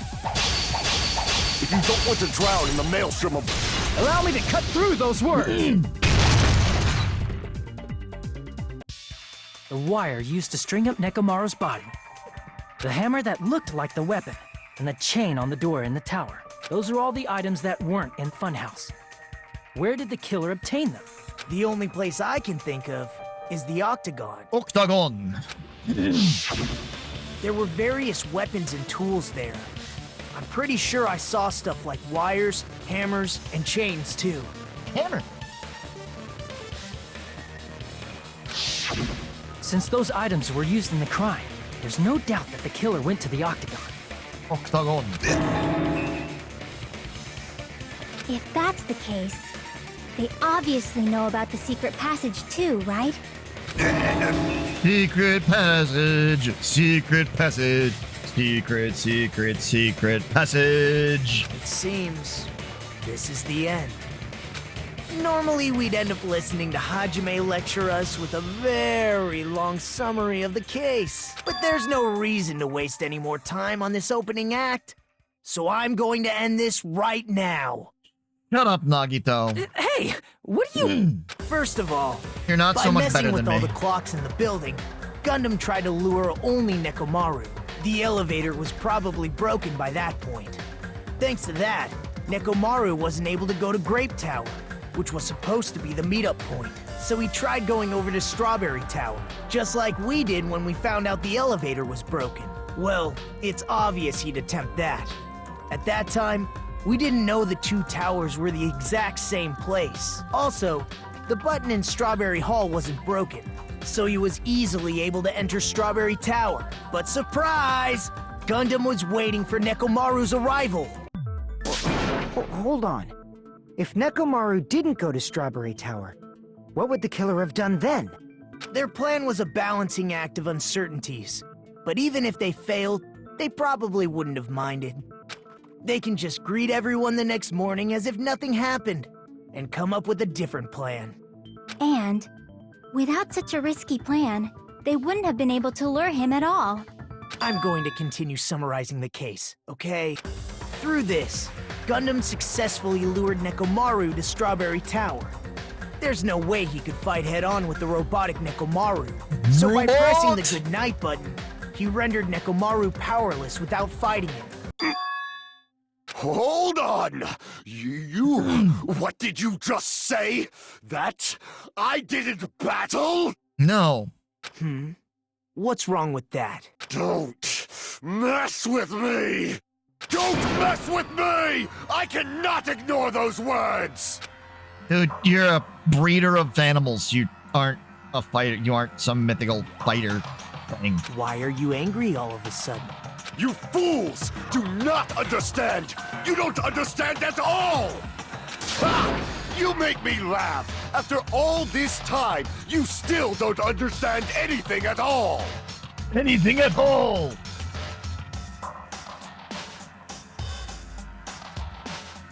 I don't understand anything. What does that mean? It appears I cannot finish just yet. Maybe I'm just a human destined for hell. However, I cannot finish just yet. I cannot finish! Well, that sounds like a problem that Luna might be able to solve with her work. What do you intend to do? It's obvious! I'm going to destroy your illusory assumptions! Are you saying you still have more? You still have room to argue? Your words. You said I pressed Nekomaru's goodnight button. However, that button was on the back of Nekomaru's neck. To press it, I'd have to get behind him. It's not easy to get the drop on Coach Nekomaru. It's even more difficult if it's a one-on-one situation. Just as I thought, truly frail. Succumbing so easily to this simple argument, it was just a mere illusion. If you want to set me up as the killer, at least surpass your own human limitations. That's wrong, Gundam. You're the one who's wrong. Such a wonderful line. However, I cannot say that I'm satisfied.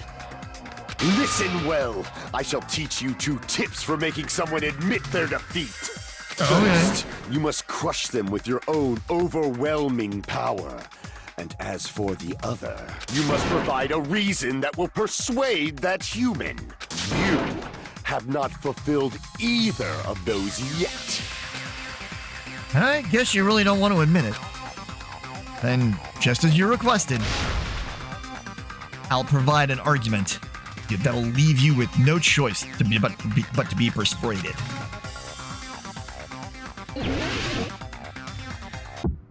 Bum, bum. I won't let you! For the Tanaka Empire! Wither! Crushed as David prophesied! I won't let you!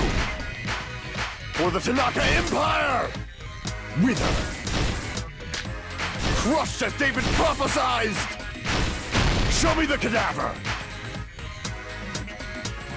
I won't let you! For the Tanaka Empire!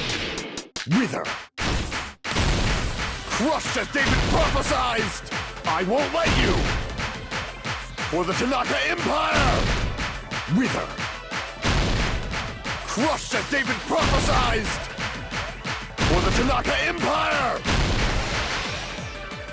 I won't let you! For the Tanaka Empire! It's Nekomaru's back. Do you really think I can Lord get Darth this? Your hamsters! Hamster! Even if you didn't get behind Nekomaru, you should have been able to press the button on the back of his neck. Hamster! As long as you have the power of the hamsters you keep with you. Hamster! Oh? Hamster! Are you seriously saying he used his hamsters to press the button on the back of Nekomaru's neck? Yes. Of course that'd be impossible for a normal hamster, but it would have been possible for Gundams. In fact, we saw that with our very own eyes, right? Emissary of evil, in accordance with our ancient contract, the time has come to lend me your aid. Pierce through Supernova Silver Fox Sandy. Like, It pressed the button. Truly, this is the skyline lamentation art of the demon mouse. Ha ha ha! Soon the door of destiny shall open. Now that you mention it, after Ibuki was killed in the music venue, one of Gundam's hamsters retrieved the piece of wallpaper from the baton lighting, right? Hey, with your friends and their exceptionally smart brains, it must have been possible Bum-bum! to secretly get one of them behind Nekomaru and press the button on the back of his neck. How about it, Gundam?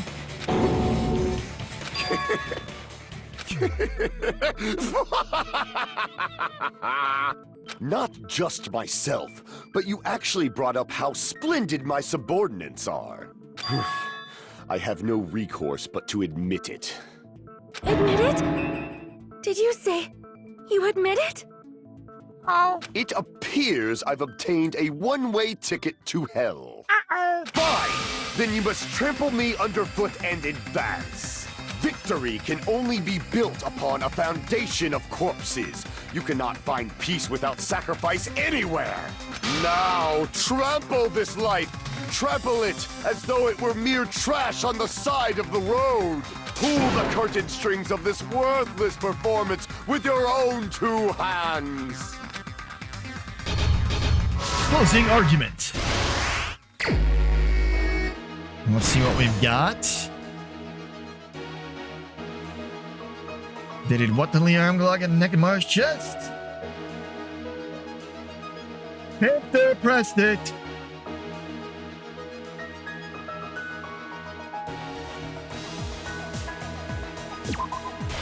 Hamster!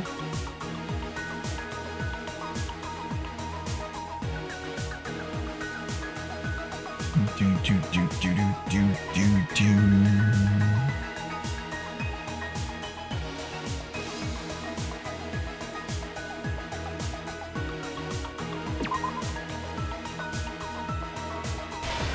Mihiko can't sleep.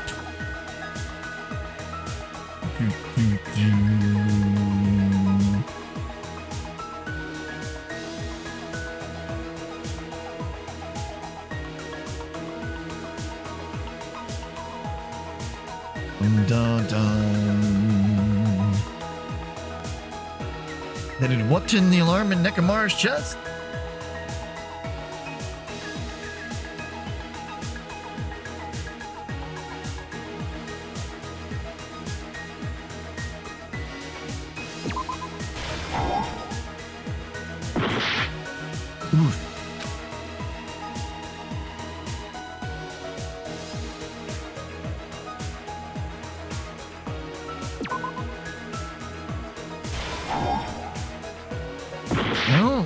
Okay.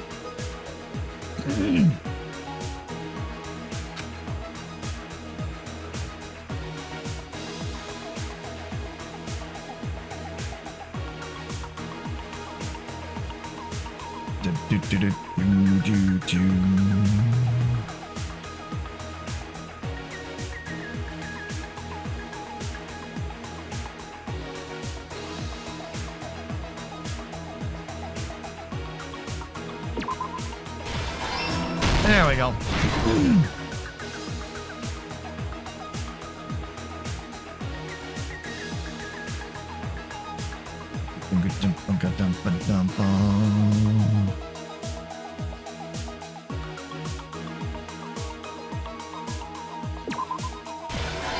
Ang lukaman doorknob.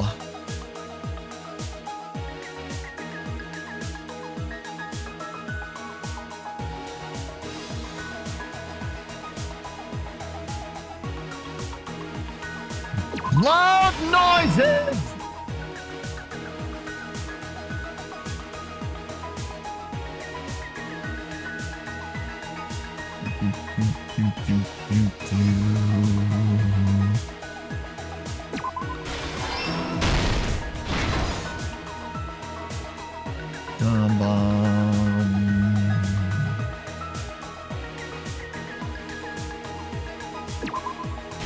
Taking the scene.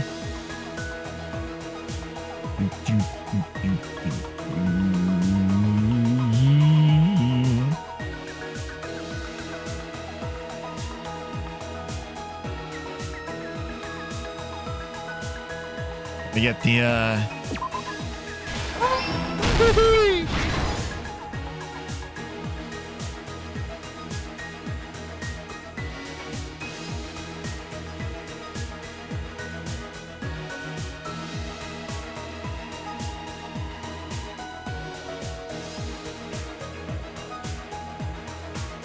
now set at 5:30 is 2:40 now. Fuyuhiko can't sleep. Alarm's set at 5:30. Here's everything that happened in this And case. here we go. Let's first go over the many tricks the killer prepared before they committed the crime.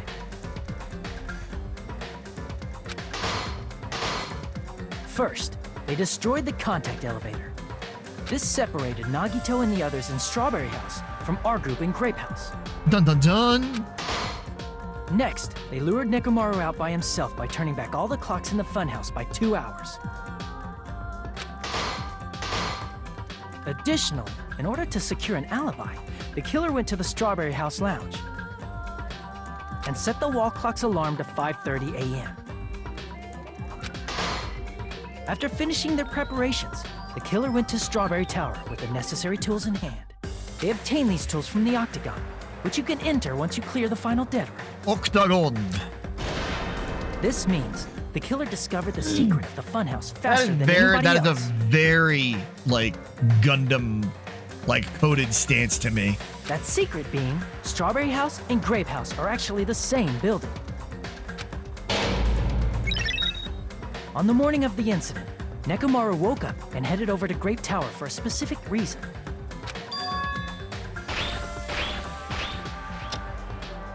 I'm for Tai Chi. There, Fuyuhiko, who was at the lounge by coincidence, witnessed Nekomaru.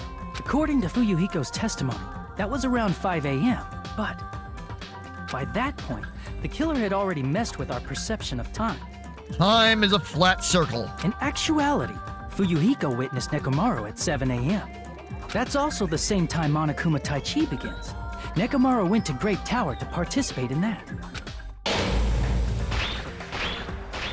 However, because the contact elevator was broken, Nekomaru was unable to go to Grape Tower. So he decided to try going to Strawberry Tower. There. Oh, But my the poor killer was Dark waiting for him Davis. there.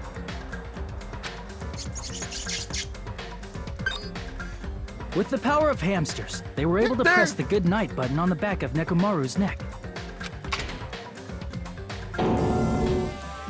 This There. forced him to enter sleep mode, rendering him immobile. Yep, there. From there, the killer began preparing to use the ultimate weapon.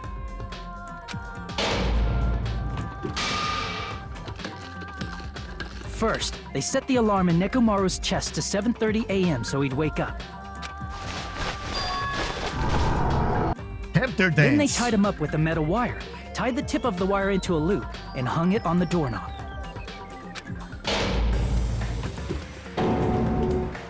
After leaving Strawberry Tower, the killer then destroyed the door button to Strawberry Hall.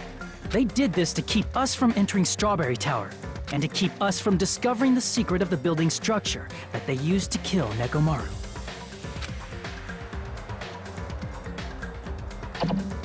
Then, they used the secret octagon passageway to travel to Grape House. Octagon. After arriving at Grape Hall, they pressed the button to open the door to the tower. When that happened, the elevator-like floor of the tower began descending. And Nekomaru's body was still inside, dangling upside down in midair from the wire. The killer entered Grape Tower to see if their setup was successful. It's the killer. You got it right. And placed a hammer on the floor to look like the weapon, then wrapped a chain around the back door. This was done to make us falsely believe we couldn't enter the tower from Strawberry Hall. With this, the killer finished their setup and tried to go back to their room using the secret passage, so they could craft their alibi when Nekomaru died from the fall. Oh, God. But something unexpected happened. Fuyuhiko, who saw Nekomaru earlier, was still at the lounge. Fuck. As a result, the killer couldn't return to their room, and with no options available, time ran out. Well The then. lounge's wall clock alarm started ringing at 5:30. Well, actually 7:30. To avoid a worst-case scenario, the killer was forced to appear in front of Fuyuhiko with the others. When the wall clock's alarm rang, that was also the same time Nekomaru was waking up. Oh god. He woke up while he was still hanging upside down, so he couldn't help but sway his body powerfully. Originally, the loop of wire was only supposed to slip off the doorknob, but because there was a heavier load than expected, the doorknob ended up breaking. Fuck. Nekomaru fell from the 4th floor all the way to the 1st floor. Don't hit it. Don't hit it. Ah, fuck, I hit it. He crashed into the pillar, which decapitated him on impact, and died. The sound of Nekomaru's impact echoed throughout the funhouse. However, by this point, the killer's plan was about to fail, thanks to the broken doorknob and Fuyuhiko. Meaning, the killer is someone who wouldn't have heard the alarm if they were in the deluxe room. Which they were supposed to be in. They also wouldn't have been able to return to their guest room, because Fuyuhiko was at the lounge. That someone is Gundam Tanaka. I can't think of anyone else but you.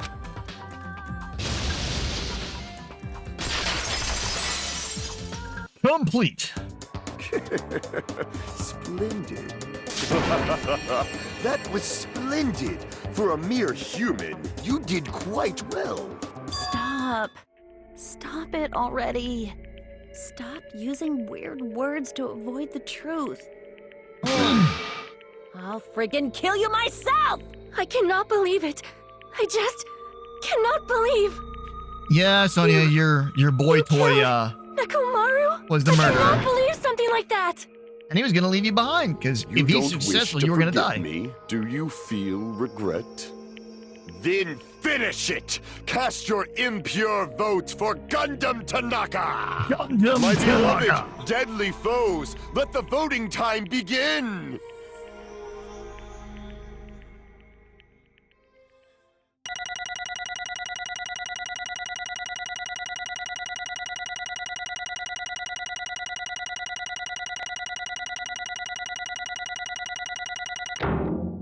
Hey. Bonus coins. This result isn't all that exciting. Aw, Now sorry, then, Monokuma. please pull the lever. Who will be chosen as the blackened? Will you make the right choice or the dreadfully wrong one? Please pull the lever! Crap! I bit my tongue at the most important part! Sorry, Monokuma. Who is found guilty? Come out. Gundam Tanaka.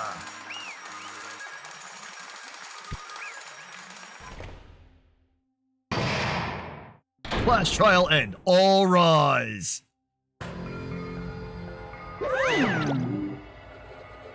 It'd be bad if I bit my tongue again, so I'll speak slowly. Judging from the results, you guys were correct once again. Getting 4 in a row without any mistakes is a splendid achievement. That's right. The one who killed the robotic Nekomaru in this amazing fun house was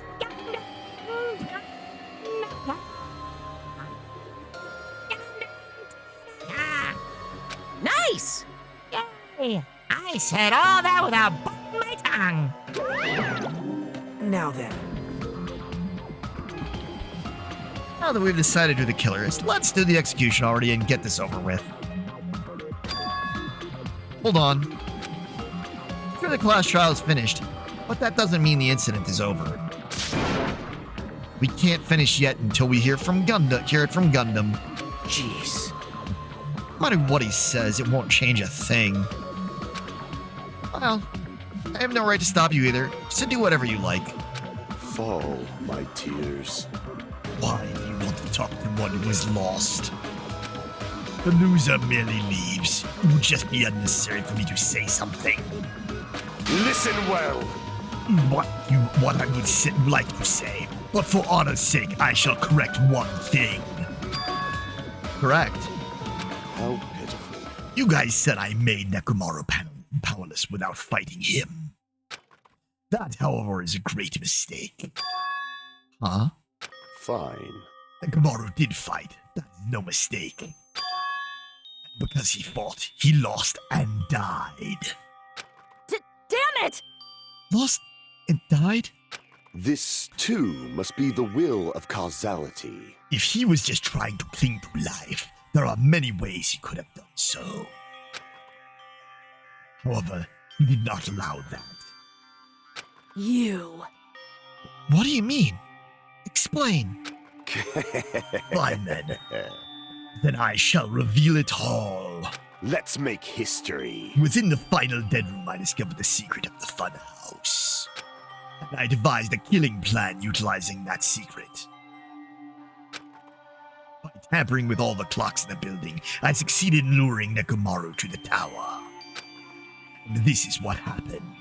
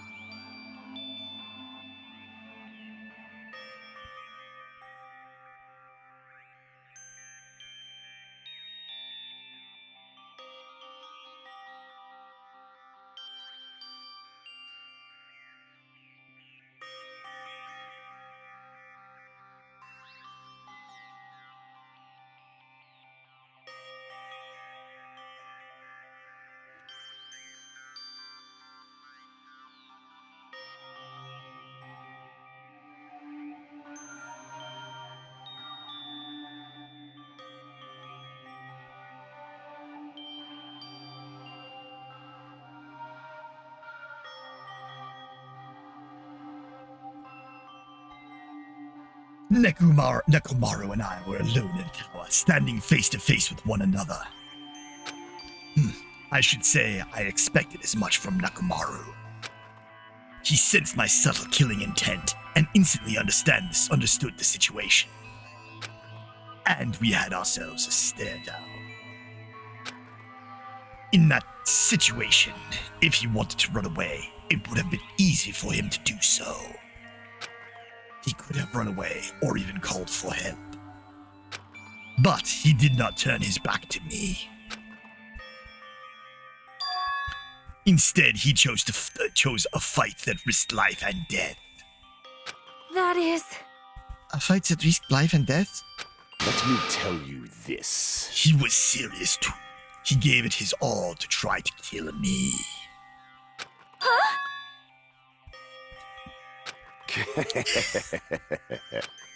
If I had died instead, the mystery surrounding the case would have been even more complicated.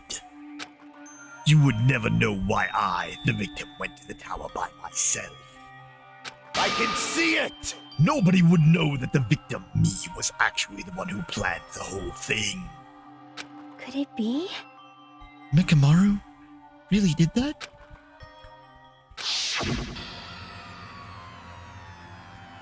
Sensing even my subtle killing intent, as expected of you, Nekomaru. Bum bum bum! This scorching, stinging, tense atmosphere. I've been a team manager for so long, I'd nearly forgotten this. No, but that must be done. This is great! What a comforting atmosphere! That's a great line. And what is your reason? Do you intend to resolve this situation by killing me?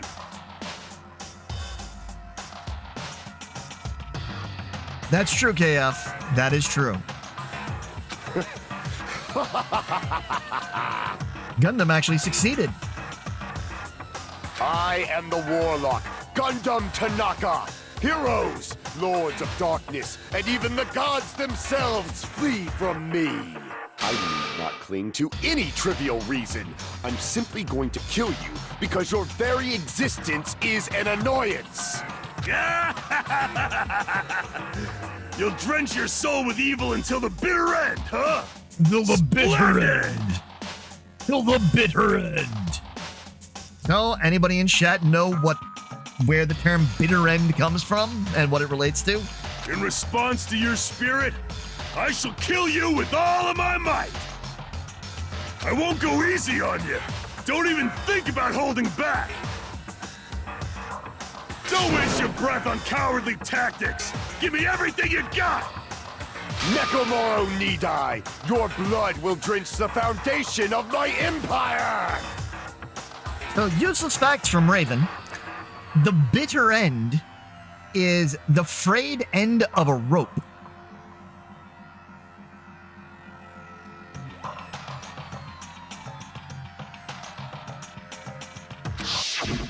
Useless information for you.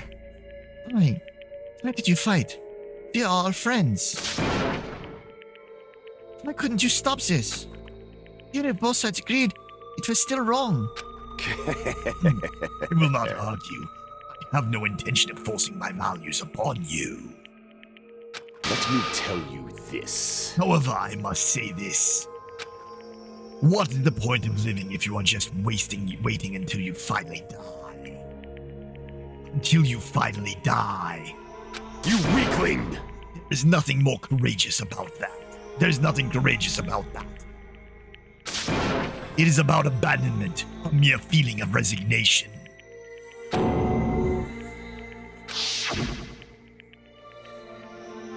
Wait, are you telling us to just wait until we starve to death?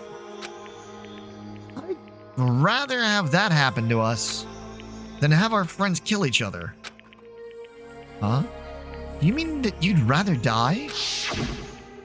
Fall, my tears. Ever since we locked inside that building, everyone had been dominated by a feeling of abandonment.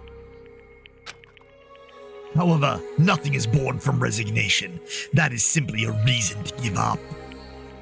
If you flinch, you will die! Giving up on life, that's just an insult to life itself. Let me ask. We fools heard of the term dog eat dog. Cannibalism? Fine. In zoology, cannibalism is a commonly observed phenomenon. Many creatures at some point in their lifespan engage in cannibalism. Listen well. That is what it means to live. If you say killing for the sake of living is evil, then what would you call giving up on life itself? I shall engulf this world. If the world would consider that justice, then I will fight that world with every last fiber of my being. Giving up on life and choosing death is nothing but a blasphemy toward life. I renounce you! It is a violation of the natural order, and it is the arrogance of humanity. You. Are you saying all that to try to justify what you did? But It sounds like Nekomaru felt the same too. That's why they fought, right? Damn it. Fine. Man had the courage to die when he needed to die. That is why he challenged me to our battle. Regardless, as I have already said, I do not intend to force my values upon you fools. I have betrayed you all. That is the absolute truth. Fall, my tears. But even so, don't you think it's a better alternative to slowly starving to death here? Oh, I believe is why you committed your crime? you... Hey, what about the final death room? Did you do the Russian roulette too? Let's make history. Unlike Nagito, I only did it once, but... compared to my battle with Nekomaru, that was mere child's play. Well, You know, after listening to you talk for a while, I'm starting to think that, well, it's also because you unexpectedly admit your crime without such resistance. Gundam, don't tell me you didn't sacrifice yourself for our sake, did you? Can't believe you would ask such a foolish question. My name is Gundam Tanaka! Just who do you think I am? I am Gundam Tanaka, history's greatest monster. My cursed existence is feared by all mankind. There's no way I'd sacrifice myself for the sake of you fools. Fade like dust in the wind. Not in a million, not in a billion, not in 10,000 billion years. In the name of pandemonium, it is impossible. Is that it? Then I'll just leave it at that. Now then, let us be rid of this foolish talk. It's about time the fun started. Monokuma, let us begin. Yes, indeed. Yay! Got it! I prepared a special punishment for the ultimate breeder, Gundam Tanaka! Please wait! Please wait. This is just too much. I beg of you! Please, Monokuma, please help Gundam. Huh? Miss Sonia? I beg of you! How pitiful. Sonia. An act as unrefined as stopping a man from going to his death does not befit a noble such as yourself. Gundam. It's fine to start for real, right? Fine. Yes, I do not mind. However, What is it, my 4 dark devas of destruction? Are you worried about me? Oh, my feared 4 dark devas of destruction, that is not like you at all. However, there is no need to fear. In this world, I am only a temporary visitor. I was simply visiting for a moment, and now that my duty is complete, I must return to the darkness. Dun dun dun. That is why, until the very end. Pride, conceit, courage, insolence, fearful of nothing, daunted by nothing. Let us laugh uproariously! That is Gundam Tanaka! I shall stick with my evil until the very end! Open sesame pandemonium! I shall fill hell with true hell! Okay. You're as big a nut job as everybody else. Let's give it everything we've got! It's punishment time!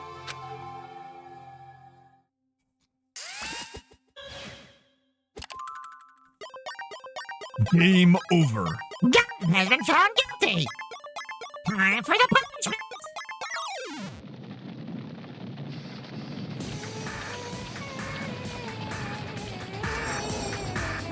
Gundam Tanaka Stampede.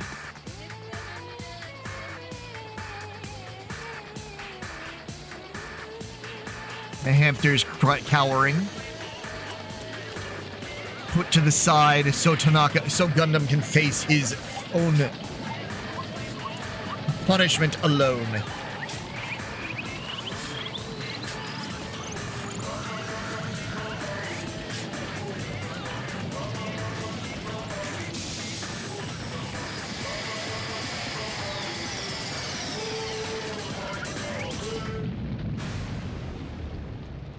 Nope. Your stuff's all horseshit. You got ramrodded by some bison and other wild animals. And all the animals coming to take Gundam away.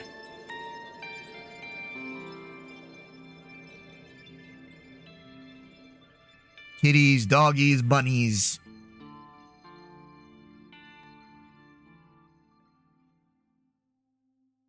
Panthers. Gundam. No.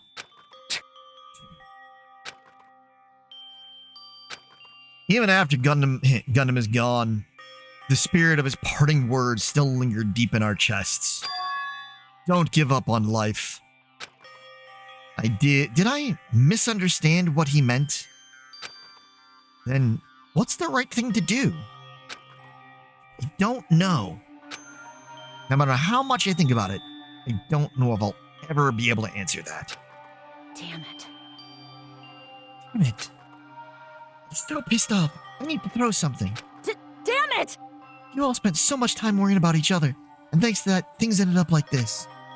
You're all full of shit. Every last one of you. But the biggest piece of shit is me. The worst. Damn it. Why am I so weak? Oh. Such a downer, clearly. But still, even though we feel this way, we still gotta do our best. You are right. You are right. This time around, we must move forward. We must continue to live and believe in our friends. If not, You are right. Gundam will most likely crawl his way out of hell, and I presume he will be very cross with us. You're right. You're right. We shouldn't just stand here. I mean, it's not like this is over. We still have to do it. We still have to finish this. For the sake of our friends who have died, we need to finish this once and for all. So, don't just stand there. Stand up and walk. Move forward. Live. If you don't, everyone who fought and died will have died in vain. We can't allow that. Hey! So, how long are you guys gonna stand around chattering? The trial's over. So, okay if you hurry back over to Jabberwock Island. However, the Killing Skull trip will proceed as usual, so make sure you know that. Wait! Well, hold on. How much longer are you gonna keep doing this? Seriously, how long is he going to keep doing this? How long is this going to continue? Now then. All right, after feeling down for so long, I finally feel refreshed. Let's hurry back and eat some food. Hey! Hold on a second. That motion is too damn fast. It's not like that. Well, you know, it's like Gundam and Nekomaru said. What it means to live, right? Hey, she's suddenly something else. But seriously, I'm starving. Hey. Then let's go back now for now and eat. And then, after we're full, let's sleep as much as we want. Right? And then, let's do our best again. Yeah, you're right.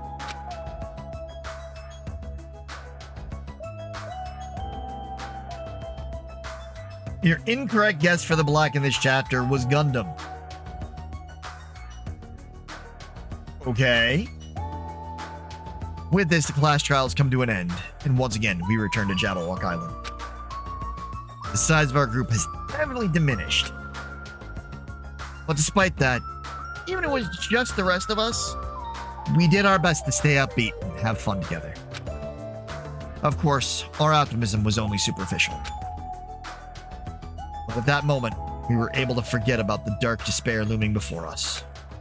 However, the only thing I was worried about was him. He wasn't there. He suddenly disappeared from our sight.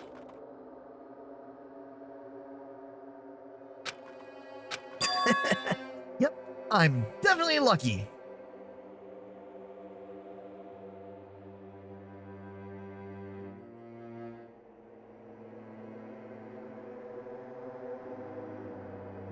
Gundam being the right answer and the wrong answer? I'm definitely lucky. I never expected to gain so many valuable things from a simple game of Russian roulette. Thanks to that, I was able to learn the identity of our true enemy. Before everyone else, too. But it's just too funny. I mean, no one could tell that I was lying. There's no way the file had just Hajime's information. Well, I guess they were too busy with other matters, or maybe they've reached their limit. Regardless, I was saved. Things would get complicated if they found out. Anyway, I can't forgive this. Damn it. This should never be forgiven. No way I can let this run loose. I'll be the one who stops this once and for all. Even if it costs me my life. It's obvious. For the sake of hope, I cannot ignore this. Monokuma appears! Right. Monokuma has arrived. Who summoned me? Now then. Thanks for coming. What's this? Why, it's the lonely little Nagito.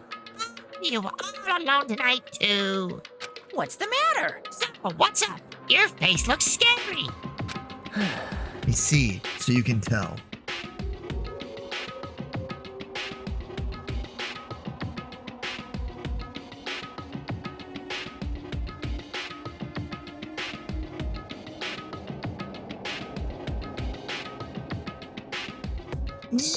Kinda, yeah.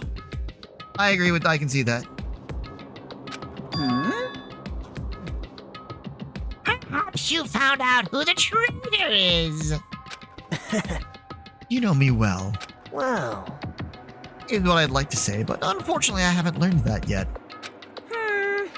Gee, so even you don't know. Huh. Looks like the final showdown is gonna take a little more time. Hello. So, why did you summon me anyway? Were you finally gonna confess your love? hey, I summon you because there's something I really need to ask you. About the special prize from the final dead room. What about it? There was information about 16 people in the file I received. But isn't that weird? Say what? What's weird? you don't even know? Well, there's a traitor from the Future Foundation hiding among us, right? Including that person. The total number of students would be 16, right?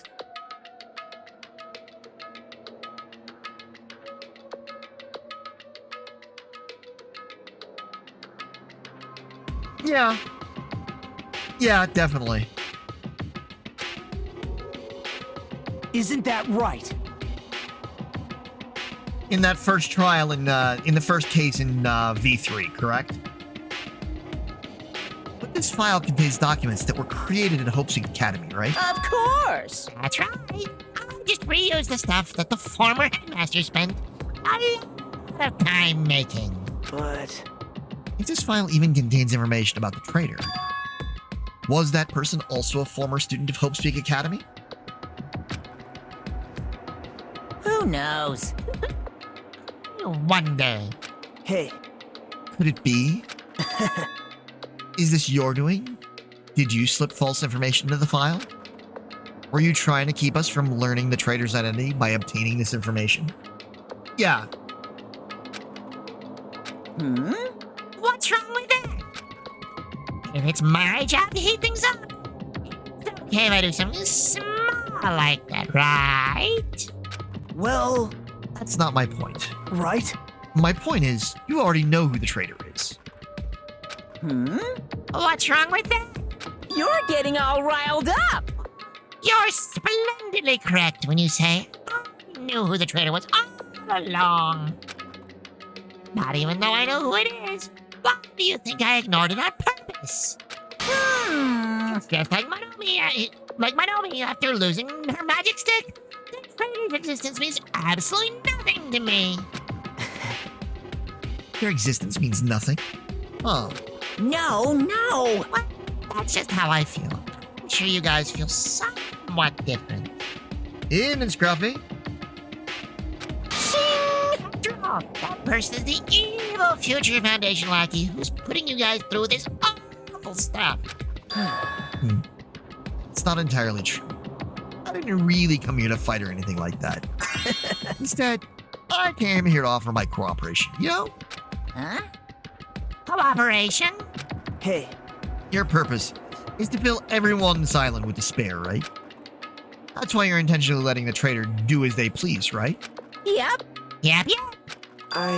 If that's the case, I might be able to cooperate somewhat too. right? However, in exchange, I want to know who the traitor is. Let's see. Interesting. Very interesting. No. Yes, that's a no. Unbelievable. I want to make everyone in your group feel despair. That includes you too. Well, I knew you would say that. Besides, I just wouldn't be able to handle the sadness when you inevitably betray me later on. Just as I thought, you saw right through me. you're right. No matter what situation I find myself in, my core way of thinking will never change. In order to create absolute hope that shines brightly, stepladders such as myself and despair exist. You're right. You're a true believer of hope, after all. I must say that belief reminds me of that person for some reason. Huh? Reminds you? I don't know who you're talking about, but if someone as worthless as me reminds you of some other person, they must be extremely unlucky. Like... It's just as unlucky, right? I mean, the fact that you're even involved in something like this. Well, Am I? I actually think I'm very lucky. Say what? Huh?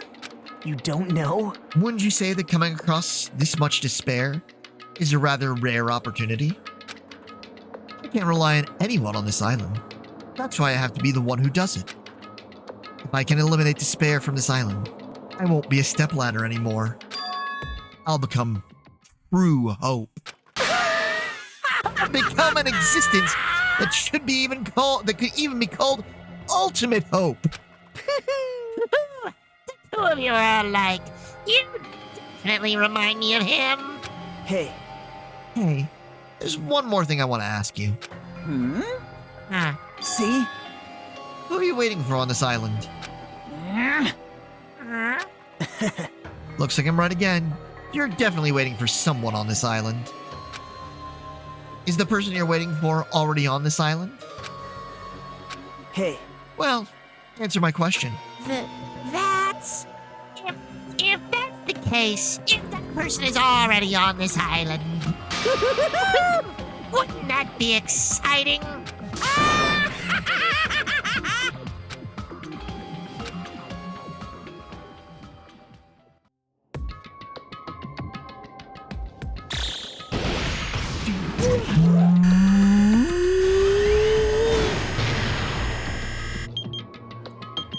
5 days, 11 hours, 13 minutes, and 30 seconds.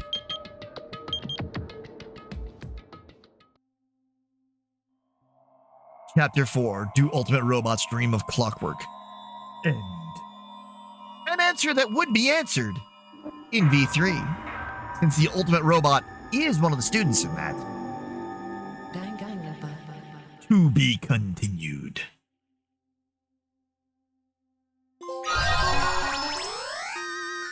You have obtained the present Hellhound earring.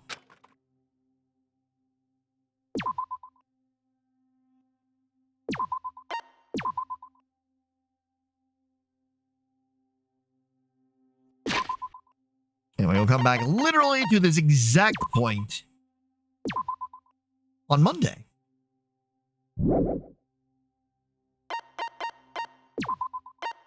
Danganronpa. So we are going to take a quick moment to just pick up the event gallery items for anything that features Gundam Tanaka that we don't already own.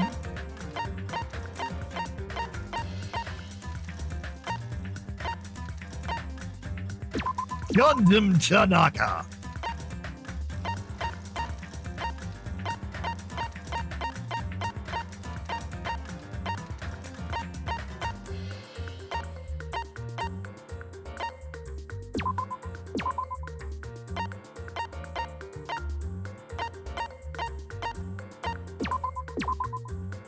your fourth eye.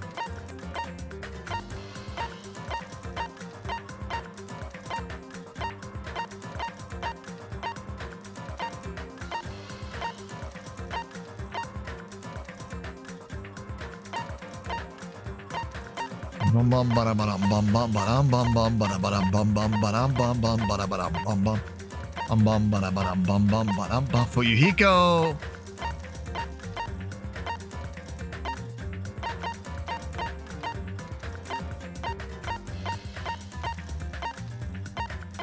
Murder. Robocoaster. Da da da. Gundam Tanaka. Mechamaru and Gundam.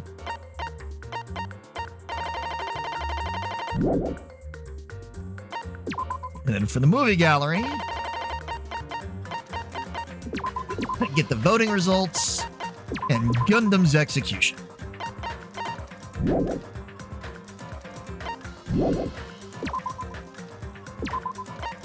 Give that a save. So I'm going to go AFK for a few moments while I get everything set so we can switch over and play some Marvel Rivals, and hopefully probably just me, probably not Luna, will get the opportunity to try out Rogue today. So I'm going to go AFK and I'll be back in just a little bit. I know it's going to be up 15 minutes till Luna's able to join us. They'll probably switch over, well, I mean, you've got about 15 minutes left of work. So switch over, do like maybe one ranked, do some of my ranked stuff. Wait till when you're off of work, get you on over and get that all set. I mean, I don't know if you really want to play as Rogue. I do, but yeah. So live, that's what's going to happen on YouTube. Thanks for joining me.